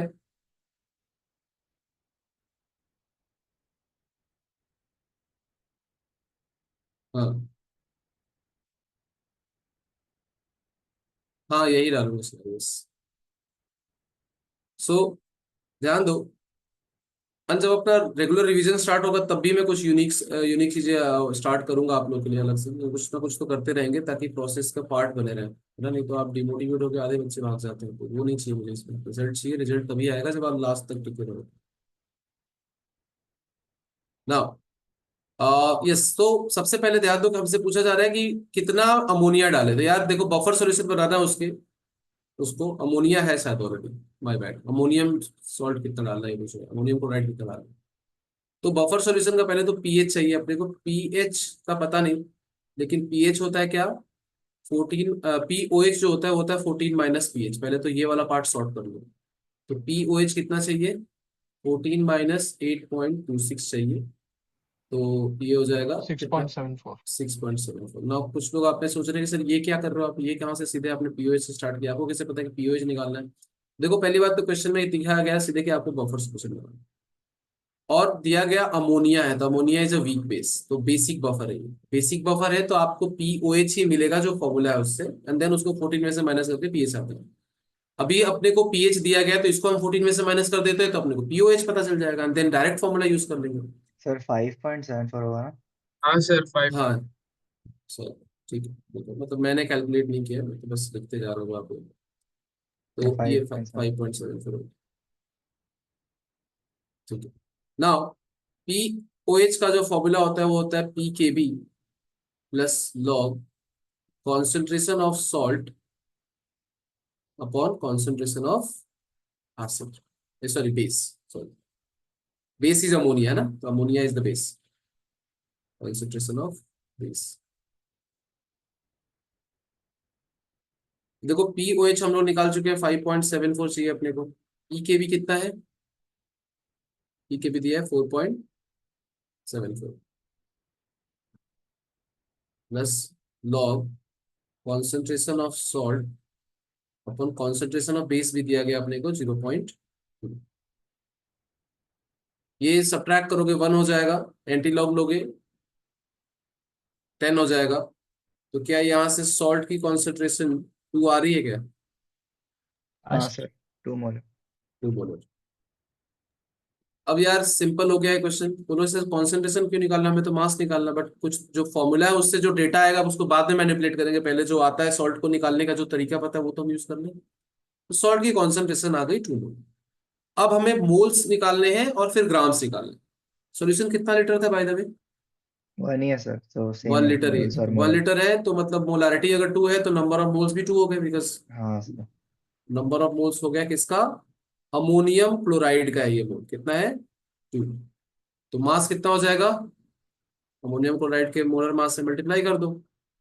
तो weight of ammonium chloride to be added 0.7। That is जितना भी आंसर आ रहा है। एंड अगेन ये चैप्टर ऐसा है कि you can also expect numerical problems from this, मतलब you should.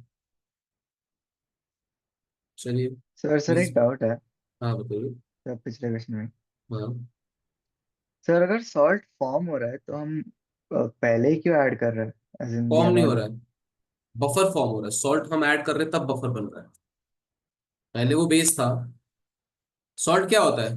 Mixture of sir week acid and it's salt, या फिर mixture of weak base and it's salt. हाँ सर।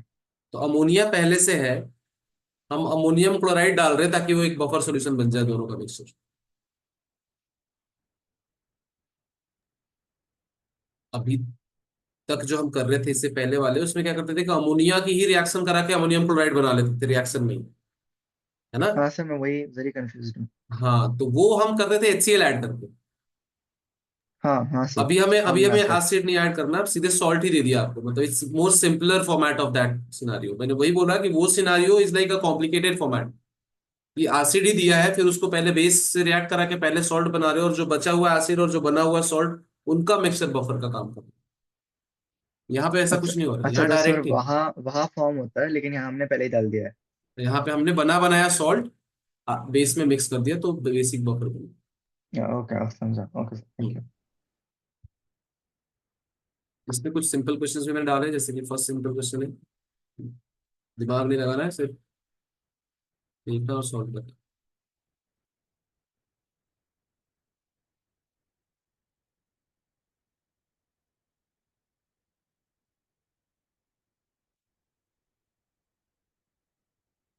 इतना टाइम है ही नहीं। अंश क्या कर रहे हो भाई? ऐसा नहीं होता है। यस, आरुष सही है। हाँ अब सही है अंश।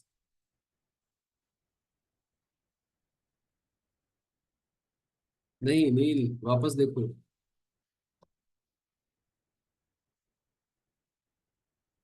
सिद्धांत नहीं दिया, बिल्कुल नहीं। जो आप कंफ्यूज हो रहे हो ना, दिया और सिद्धांत, आप लोग उसका उल्टा सोचो। सोचो ना कि ये होता था या वो होता था, तो जो आपने किया उसका उल्टा करो। यस सही है, नील सही है।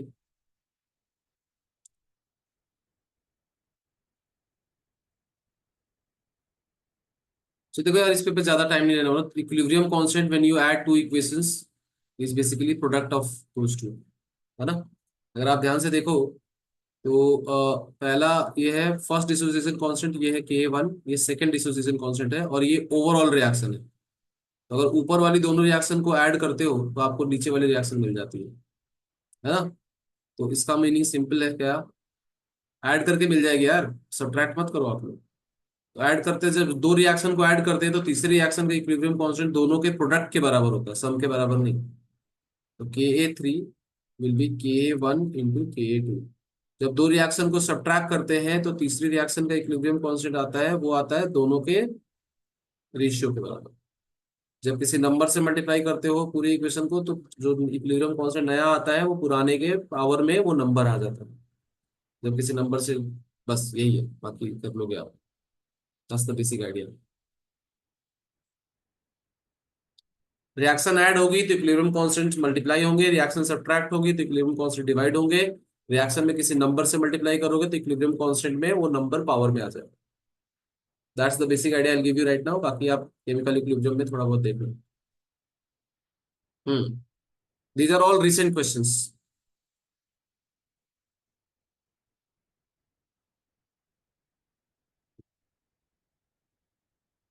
अब सिद्धांत आप सोचो जैसा आप सोच रहे हो।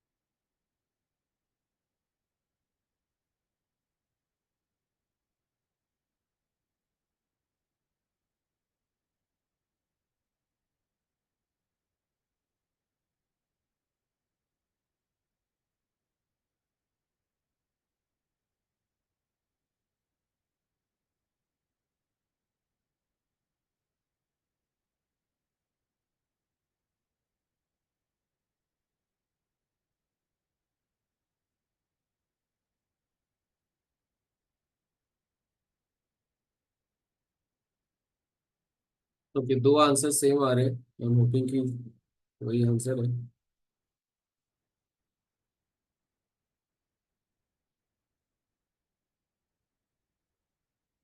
Guys it's a buffer solution right? तो ये मुझे कंफर्म करना था। सर 1 मिनट और। हम्म, चार आंसर अभी आप सेम आ रहे आप चेक कर सकते हो कि लाइक मैंने सही आंसर दे दिया। हैं। मैं एक्चुअली मैं सॉल्व करता हूँ। हो गया।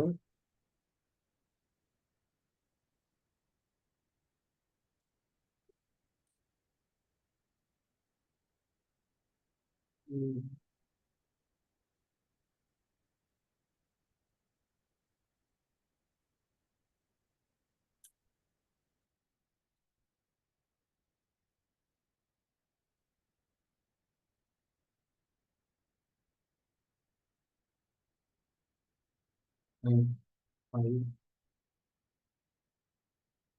हम्म, डी तो नहीं आ रहा कहीं आंसर?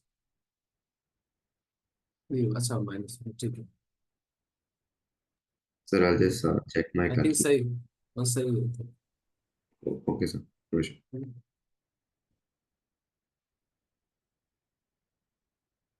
तो आई जस्ट इशिता, श्रेया, आरुषि, दिया, अमय, आप सबका आंसर सी आ रहा है। आरुष आपका आंसर ए आ रहा है। आरुषि का आंसर भी सी आ रहा है। योगीराज का भी आंसर सही आ रहा है। इंदिरा शून्य। ठीक है, रिएक्शन कराया आपने आरुष पूरा? सॉरी। पूरा रिएक्शन कंप्लीट कराया है या कैसे किया? NH4OH है अपने पास, जो मैंने हाँ कंप्लीट। HCl के साथ रिएक्ट कराया आपने, बनेगा NH4Cl।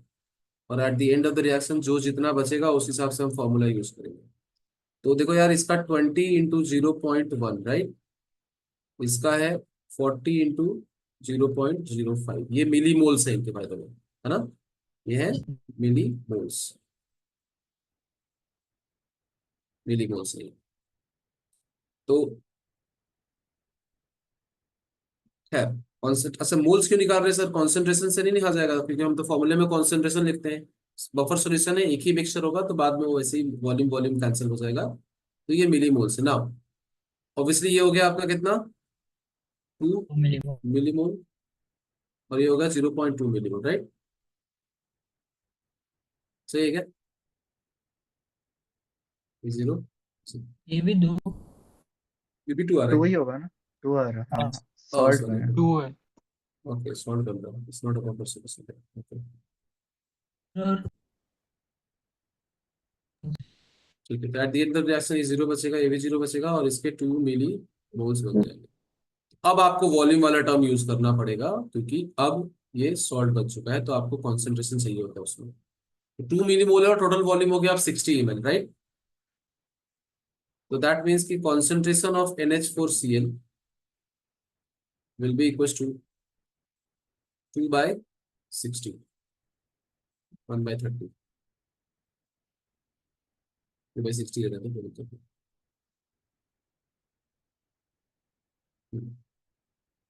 अब आप, ये बन गया सॉल्ट, तो सॉल्ट का पीएच का फॉर्मूला क्या होगा? सर 10⁻³ भी ऐड करेंगे ना मिलीमोल्स में लिया है तो। नहीं नहीं नहीं, एमएल से डिवाइड किया ना, फिर मैंने डिवाइड भी तो एमएल से किया, 60 अच्छा, ml से। ओ right right.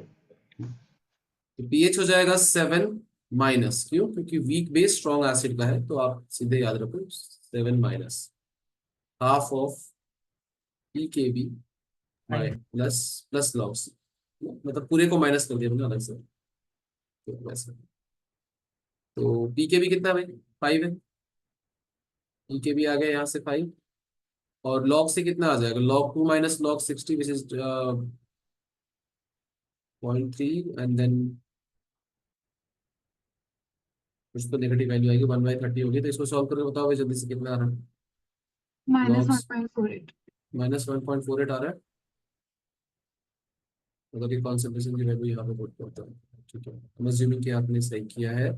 7 minus half 5 minus 1.48, that is basically 3.52 divided by 2, 1.5 and 2, 7, 1.7, 1 के आसपास कुछ हो जाएगा। 1.7 अगर माइनस करते हैं इसमें से, तो अप्रोक्सीमेटली 5.2 सही आंसर आ रहा है।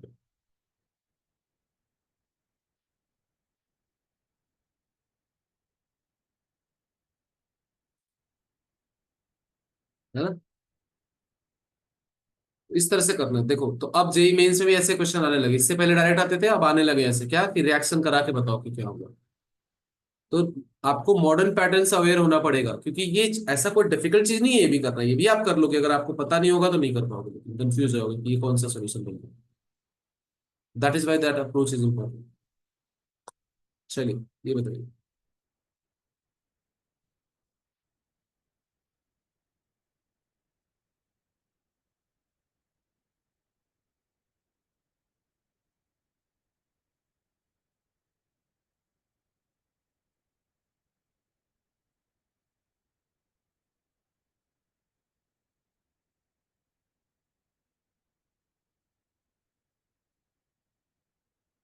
हाँ, नहीं श्रेया, लास्ट तो नहीं है I think. There are so many questions अभी तो रह गए हैं। ये नहीं, टॉपिक थोड़ा बड़ा है यार, तो मतलब कॉन्सेप्ट डिस्कस करने में अपना आधे से अधिक टाइम चला गया। So there are many questions I guess.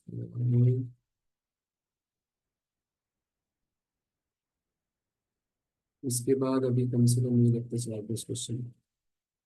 पर ठीक है, आप बाद में भी कर सकते हो, ऐसा नहीं कि आप सबको स्टे करना है, जिनको करना है करो, और बाद में भी कर सकते हो क्वेश्चन, बट करना जरूर है सारे क्वेश्चन, ताकि आप मॉडर्न पैटर्न से अवेयर हो जाओ। आप चाहो तो खुद से भी कर सकते हो।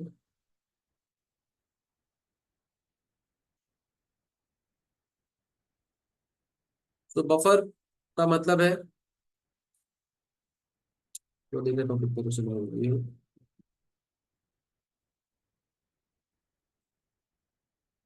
7 क्वेश्चन और ये तो डायरेक्ट फॉर्मूला बेस्ड है। आरुषिका, योगीराज, देवप्रिया एंड तृप्ति, इन सबका आंसर सेम आ रहा है।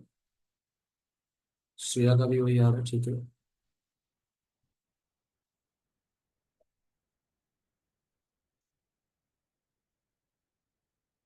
सेम क्वेश्चन है जो हमने थोड़ी देर पहले पहला क्वेश्चन किया था। ये चीज equal to P K A plus log of, इसको इस रेशियो को रखना है हमें, तो इसको मान लेता हूँ मैं एक्स अभी के लिए ना, रेशियो का ज्यूम कर लेता हूँ एक्स है, तो लॉग एक्स। ठीक है, यही निकालना आपने, एक्स की वैल्यू निकालनी है। तो पीएच चाहिए अपने को 4, पीके कितना है 5 माइनस 1.3 कितना आ रहा है, यहाँ से यूज करोगे तो पीके आ जाएगा 5 माइनस 1 लॉग 1.3 4.6 कितना 4.6 आ रहा है, नहीं हाँ लॉग 1.3 की वैल्यू 0.2 के 1.3 है 1. log 1.3 0.11 है। है ना 0.1 के आसपास है, तो 4.9 मान लेते हैं अभी के लिए, ठीक है, क्योंकि आंसर से ज्यादा क्लोज नहीं है बट इतने क्लोज भी नहीं है लॉग एक्स। तो यहाँ से हो गया 0.1, तो एक्स की वैल्यू क्या हो जाएगी 10⁻.1, कौन सा नंबर आ रहा है इसके पास,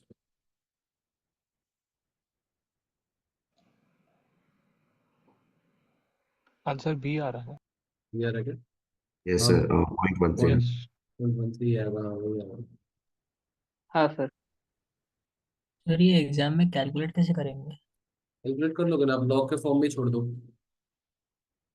है ना, या फिर देखो ना ऐसे, मतलब इतना डिफिकल्ट नहीं, है नहीं ऐसे लॉग कर, अगर इसमें लॉग की प्रॉपर्टीज यूज की ना तो एंटी हाँ लॉग लेके फिर आ रहा है।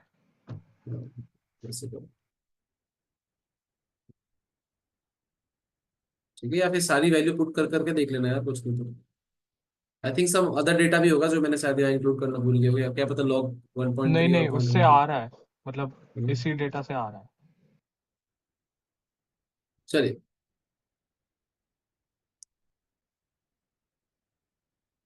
क्या करोगे इसमें,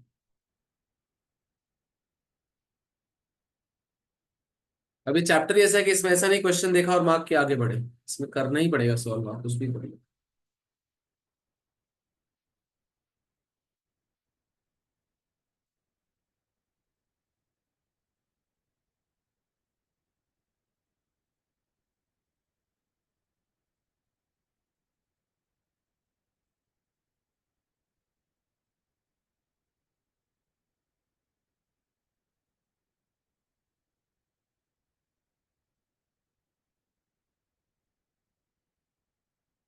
how will you approach this,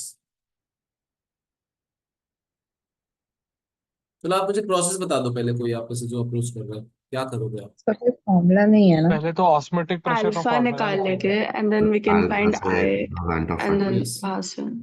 yes yes yes yes very good, सबसे पहले आप अल्फा निकालोगे, अल्फा से एक्चुअली कुल मिला के सारे जो आयंस और जो एच एक्स है, आयन एच प्लस है, एक्स माइनस है, सबका टोटल कॉन्सेंट्रेशन ऐड कर दोगे बस, दैट इज द आइडिया, और फिर डायरेक्ट फॉर्मूला होता है क्या, pi is equal to C R T, CRT. या वेंटर फैक्टर के थ्रू भी कर सकते हैं, लेकिन वेंटर फैक्टर से ज्यादा आसान है क्योंकि हम लोग रिएक्शन को पढ़ रहे हैं एज ए स्टोइकोमेट्री, आप वन सबको ऐड कर दिया तो आपने वैसे ही वेंटर फैक्टर को इंक्लूड कर लिया।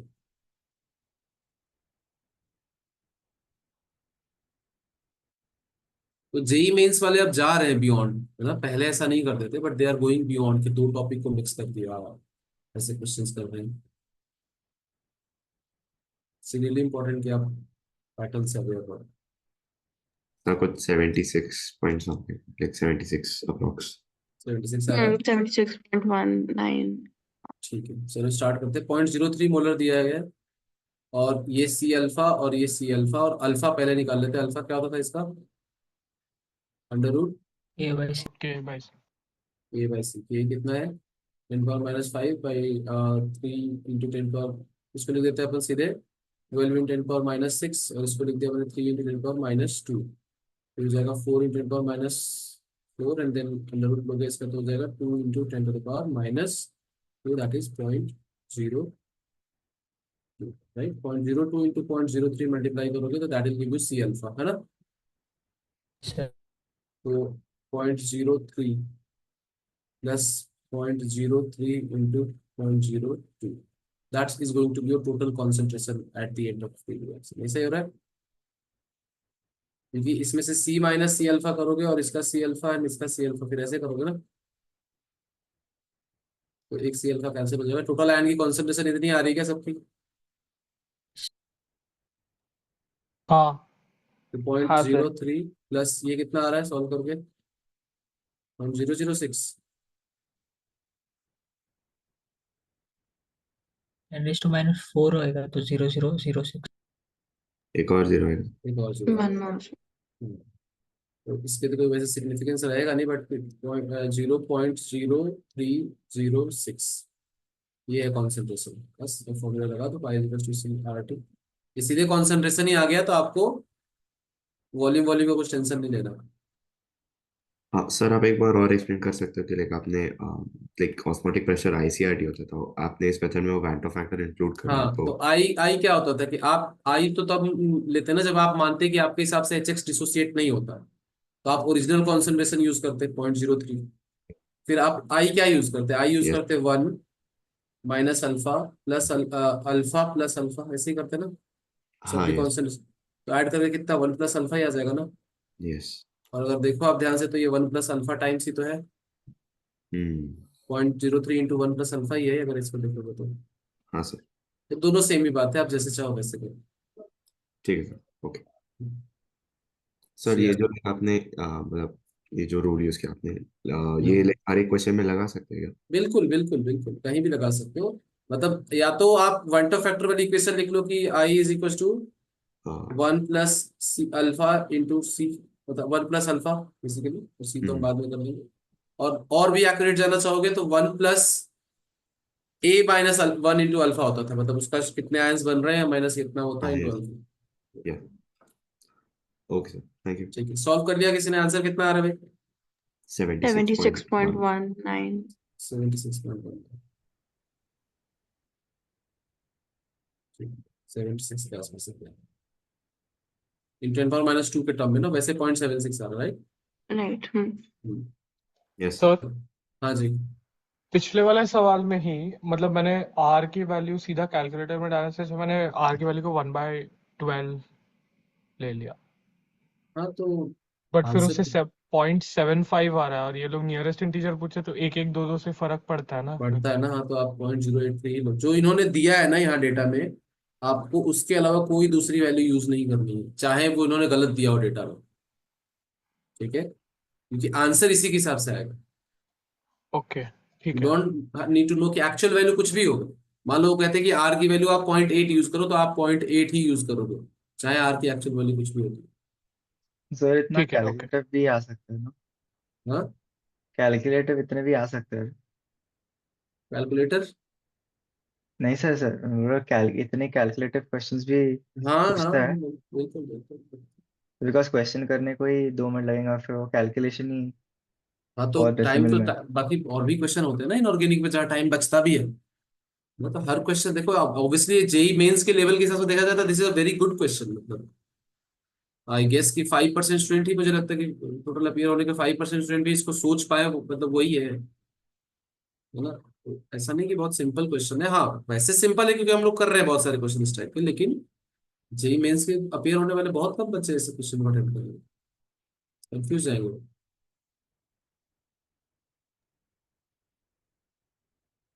तो ये तो सीधा फॉर्मूला बेस्ड ही है। डायरेक्ट।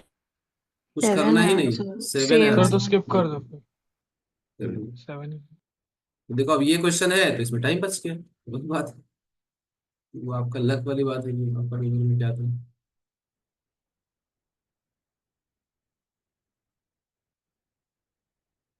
सेम क्वेश्चन है, आगे बढ़ो। सब सेम पैटर्न है, देखो कंसंट्रेशन ऑफ एसिड दिया गया है, volume of benzoic acid solution है ना, M1V1 M2V2 वाला वो जो फॉर्मूला है, सोडियम बेंजोएट का दिया गया है इधर।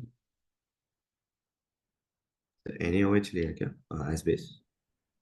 हाँ, वॉल्यूम ऑफ बेंजोइक एसिड पूछ रहे हैं कितना बचा हुआ है उसमें। हम्म। ओके।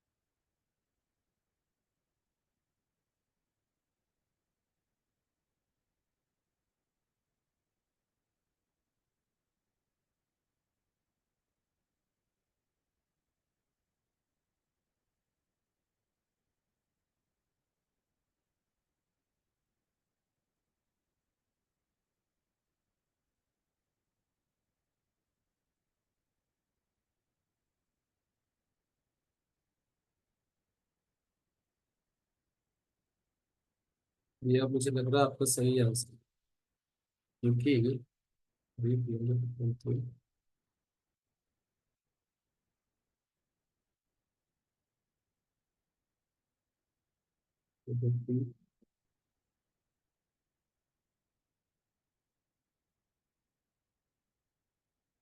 सही है भैया, आपका आंसर सही है।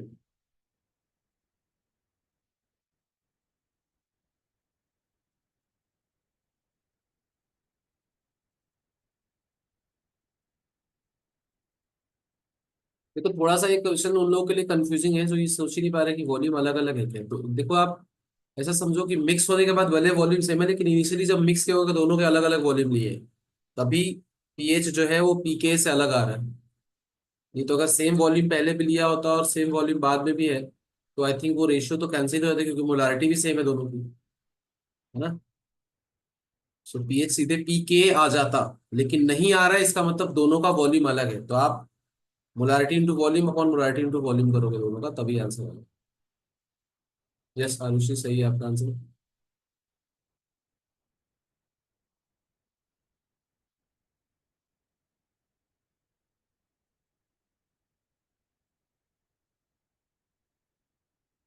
Okay guys, I will solve now, है ना।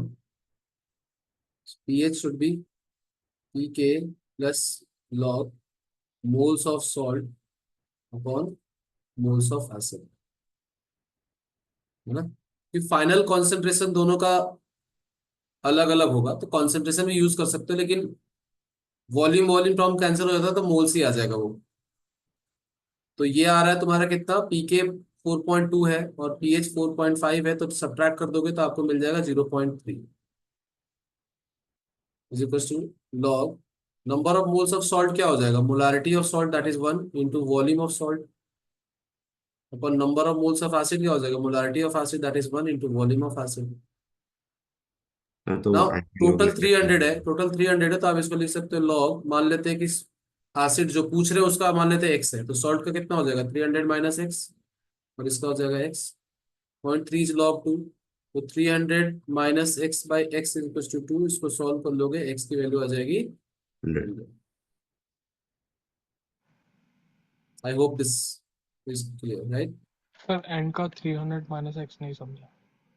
देखो टोटल वॉल्यूम तो 300 है ना मिक्स करने के बाद, ओके। हाँ। तो अच्छा, वॉल्यूम, ओके, समझ है गया। ना।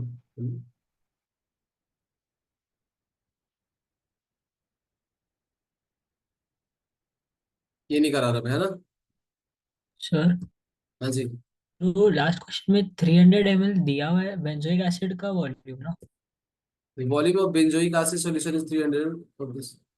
नहीं, मतलब पूछ रहे हैं वो, पूछ रहे हैं कि the volume of benzoic acid solution in 300 ml of this buffer solution okay. Is the question.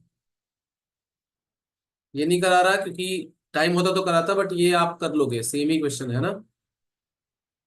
Reaction कराओगे पहले इन दोनों की, देन चेक की क्या हो रहा है। हाँ हाँ सर। सर।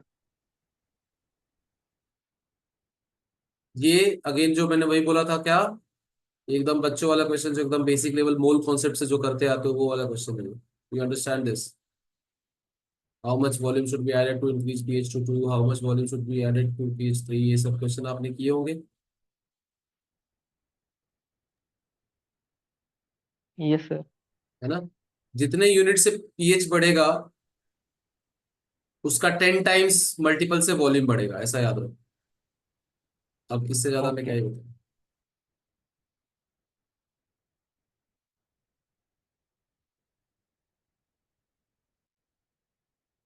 लास्ट है, this is the last question. Almost 2 hours हो गए, बट ठीक है।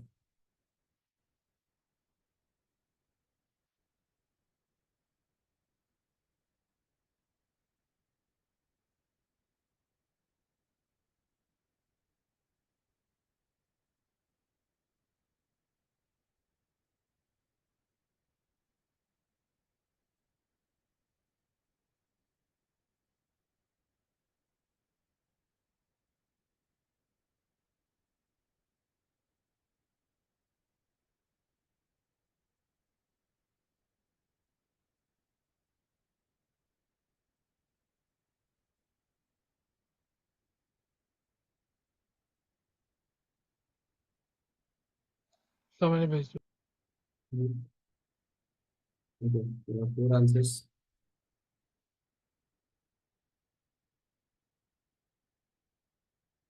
ये आयुष का आ रहा है BCD, श्रेया का आ रहा है AB, प्रिया का आ रहा है BD, ऋषि का भी आ रहा है BD।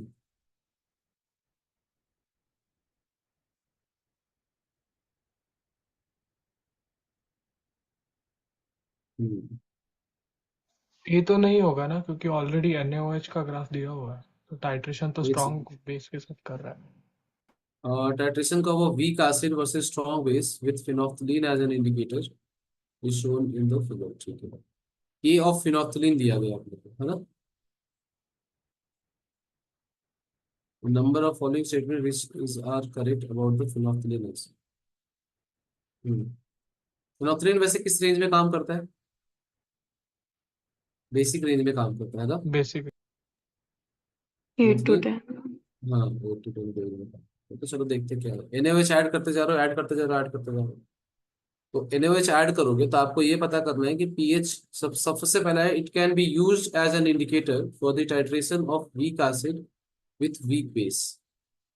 फिनोप्थलीन कर सकते हैं यार, ऐसा नहीं, मतलब अगर 8 की रेंज में, बट इट्स हार्ड टू मतलब से रेंज डिफाइन सर, करनी अगर पड़ेगी। एसिड बेस का पीके भी नहीं दिया हो तो कैसे डिटरमिन करेंगे? तो फिर नहीं लिखेंगे ना ये। But it can be used, मतलब नहीं भी कर सकते और कर भी सकते हैं वाला सिनेरियो है ना। चलो देखते हैं, चलो आगे का देखते हैं, let's understand the other options. It begins to change colour at pH 8.4 which is true, है ना, इसमें कोई दिक्कत नहीं। It is a weak organic base. नहीं सर, ये गलत है। फिनोफ्थलीन अगर बेसिक रेंज में काम कर रहा है तो एसिड होगा ना फिर तो। सर बट उसका के भी 4 × 10⁻⁻10 है, मतलब वीक ऑर्गेनिक बेस। के के हिसाब से मैंने सी मारा। बट Kb नहीं है ना, वो K है बस। फिनोफ्थलीन का डिसोसिएशन कांस्टेंट है। नॉर्मली की बेसिक चीज है ना, तो फिर फिनोफ्थलीन बेसिक नहीं होता, वीक एसिड होता है ना, अभी तो बेसिक रेंज में काम करता है ना वो। एक्चुअली तो एक इंडिकेटर है ना, मतलब हम लोग न्यूट्रल उसको बोल सकते हैं, टाइप ऑफ। स्विन पहले डिसाइड कर ली, अभी तूने बोला बेस है, अभी बोल रहा है मतलब ऐसे बेस के तरह, मतलब वैसे टाइप। एक एसिड वीक होता होता है, है, वीक वीक एसिड। एसिड होता है, वीक एसिड होता है, तभी वो बेसिक रेंज में काम करता है। So it is colourless in acidic medium. हम्म तो क्या क्या है इसमें? डी ऑप्शन सही है, बी ऑप्शन सही है, तो बी और डी तो 100% सही है। और ए जो है शुड बी करेक्ट यार, क्योंकि देखो, हाँ इशिता बताइए। सर पर ये सही कैसे हो सकता है? क्योंकि हमें तो लिखवाया था कि वीक एसिड और वीक बेस के लिए टाइट्रेशन वाला कर्व डिफाइंड ही नहीं होता है, तो कोई सूटेबल इंडिकेटर नहीं होता, मतलब हम्म स्टेप अप ग्राफ नहीं बात तो, आता ना उसका। हाँ बात तो सर आपकी ये भी हाँ, सही। वीक ये भी एसिड और है। स्ट्रॉन्ग बेस होगा ना? हम्म स्ट्रॉन्ग बेस होगा। कौन? ये टाइट्रेशन ना। हाँ, week acid and strong base. हाँ टाइट्रेशन उसका है, और बट वो पता नहीं क्यों दिया टाइट्रेशन उसका। फिनोल्फ्थलीन वैसे भी एसिडिक है ना, तो वो स्ट्रॉन्ग बेस, मतलब जहाँ पे बेस डोमिनेट कर रहे हैं वही वाला हाँ टाइट्रेशन में कुछ काम हाँ आएगा। हाँ, सर वो ये बात नहीं तो होगा सर। ये तो नहीं होगा, सही कह रहे हो, मतलब ए इज तो not a BD, clear cut. B और डी BD सही। सबसे बीडी एक्यूरेट होगा। आंसर है ना। तो बी और D will be the accurate ones, मुझे भी यही लग रहा है, क्योंकि ए में थोड़ा सा क्लैरिटी नहीं है। क्लैरिटी नहीं, क्योंकि वीक एसिड वीक बेस में कोई क्लैरिटी नहीं होती इसलिए। ना ये क्यों दिया है, makes no sense actually. Graph क्यों दिया है has nothing to do with जो क्वेश्चन है ना। ये ना दे के भी अगर क्वेश्चन पूछ लेते तो हम लोग कर लेते, हाँ है ना। सर, हाँ बट ग्राफ एक से 8.4 इन्फर कर सकते हैं ना। ये, बट सर वो तो वो तो वैसे भी पता है फिनोफ्थलीन से कर ना। सकते हैं हाँ ना। वो तो सबको पता है कि फिनोफ्थलीन काम ही उसी रेंज में करता हम्म। है ना। तो पर अगर ग्राफ दिया नहीं होता तो फिर लाइक हम ऑप्शन ए के लिए क्या रीजनिंग यूज करते हैं कि लाइक टू से कि ये ऑप्शन ए गलत है।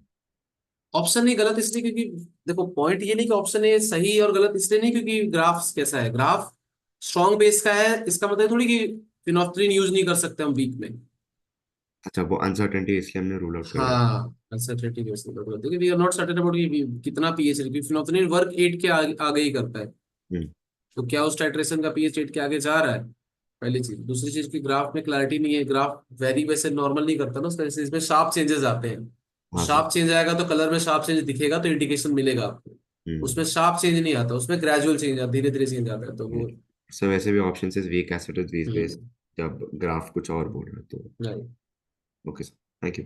नहीं, बट मैं वही समझा रहा हूँ कि ग्राफ कुछ भी बोले, हाँ राइट। है ना, ग्राफ को कोई लेना देना नहीं है क्वेश्चन से, ओके। इस क्वेश्चन से। और तो ये आज का था अपना डिस्कशन, जो कि काफी लंबा चला। एंड नेक्स्ट क्लास में हम लोग सॉलिबिलिटी करेंगे, जो इतना लंबा नहीं चलेगा, बट उसमें बहुत सारे केसेस है। आई आई इनकरेज कि आप वो केसेस पढ़ के आए पहले से, तो टाइम कम लगेगा यहाँ पे, क्वेश्चन के एप्लीकेशन पार्ट में मैं फोकस कर पाऊंगा, क्योंकि eight the end of the day वही करना है अपने को। सो थोड़ा सा पढ़ के आना आप लोग कल के क्लास से पहले, सॉलिबिलिटी वाला पार्ट, खास करके जो टिपिकल वाले पार्ट से वो पढ़ के आना, ताकि थोड़ी क्लैरिटी रहे। जैसे कॉम्प्लेक्सेशन होता है तो सॉलिबिलिटी में क्या चेंज आता है, कॉम्प्लेक्स फॉर्मेशन से क्या होता है, कॉमन आयन तो आपको आता होगा, बफर सॉल्यूशन में क्या होता है, सब थोड़े केसेस जो है वो आप एक बार देख के आ जाना। Apart from that ionic equilibrium के आप सारे क्वेश्चन कर लेना इसके बाद, कल के लेक्चर के बाद, क्योंकि छोटे मोटे चीजें जो टॉपिक होंगे वो क्वेश्चन के थ्रू हो जाएगा। तो अब मैं चाहता हूँ कि आप रिवीजन स्टार्ट होने से पहले प्रिपेयर्ड रहो कि मेरे को सब आता है, I have revised everything, I know everything, I just need to practice different and new questions. ठीक है जी, चलिए, thank you sir very sir एक मच। और चीज। हाँ। Thank sir you sir. जैसे फेनोल्फिनीन का रेंज 8 से 10 होता है, एमईएमएच का क्या होता है सर? NaOH का, सर नहीं नहीं सर, मिथाइल ऑरेंज।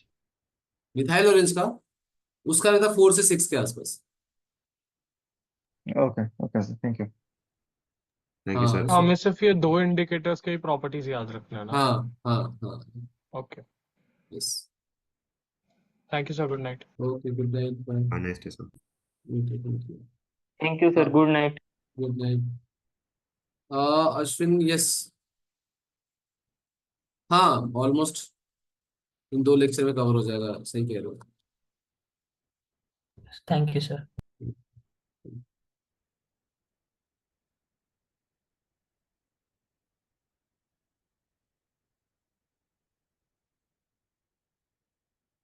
हाँ भी, संभव कोई डाउट आउट है? सर एक चीज पूछनी थी सर। हम्म। सर ऑर्गेनिक की वेटेज क्या होगी सर, अगर पूरी ऑर्गेनिक का देखें तो फिर मेंस में टोटल कितनी वेटेज होगी? 33 से 40%, मतलब 40 ज्यादा बोल रहा हूँ मैं, on on day, but almost weightage equal ही रहता है तीनों का यार, एकदम। सर क्योंकि जो मैं जब प्रीवियस ईयर क्वेश्चन पेपर देख रहा हूँ सर तो उसमें या तो और इनऑर्गेनिक हैवी है या फिजिकल और ऑर्गेनिक हैवी है। नहीं नहीं, ऐसा नहीं है, आपको लग रहा है ऐसा, बट हाँ आप एक्चुअल क्वेश्चन काउंट करो, है ना। Okay sir. क्या होता है, पेपर करते टाइम क्या होता है कि जो पार्ट अपन को ज्यादा टफ लगता है कि उसका वेटेज ज्यादा हाँ है ना। तो क्वेश्चन पेपर में एक्चुअल क्वेश्चन काउंट करो तो तुम्हें देखेगा कि ऑलमोस्ट सेम ओके सर। है ना, कोई कोई डिफरेंस नहीं है। ठीक है सर, थैंक यू सर। ठीक है, ओके, चलो।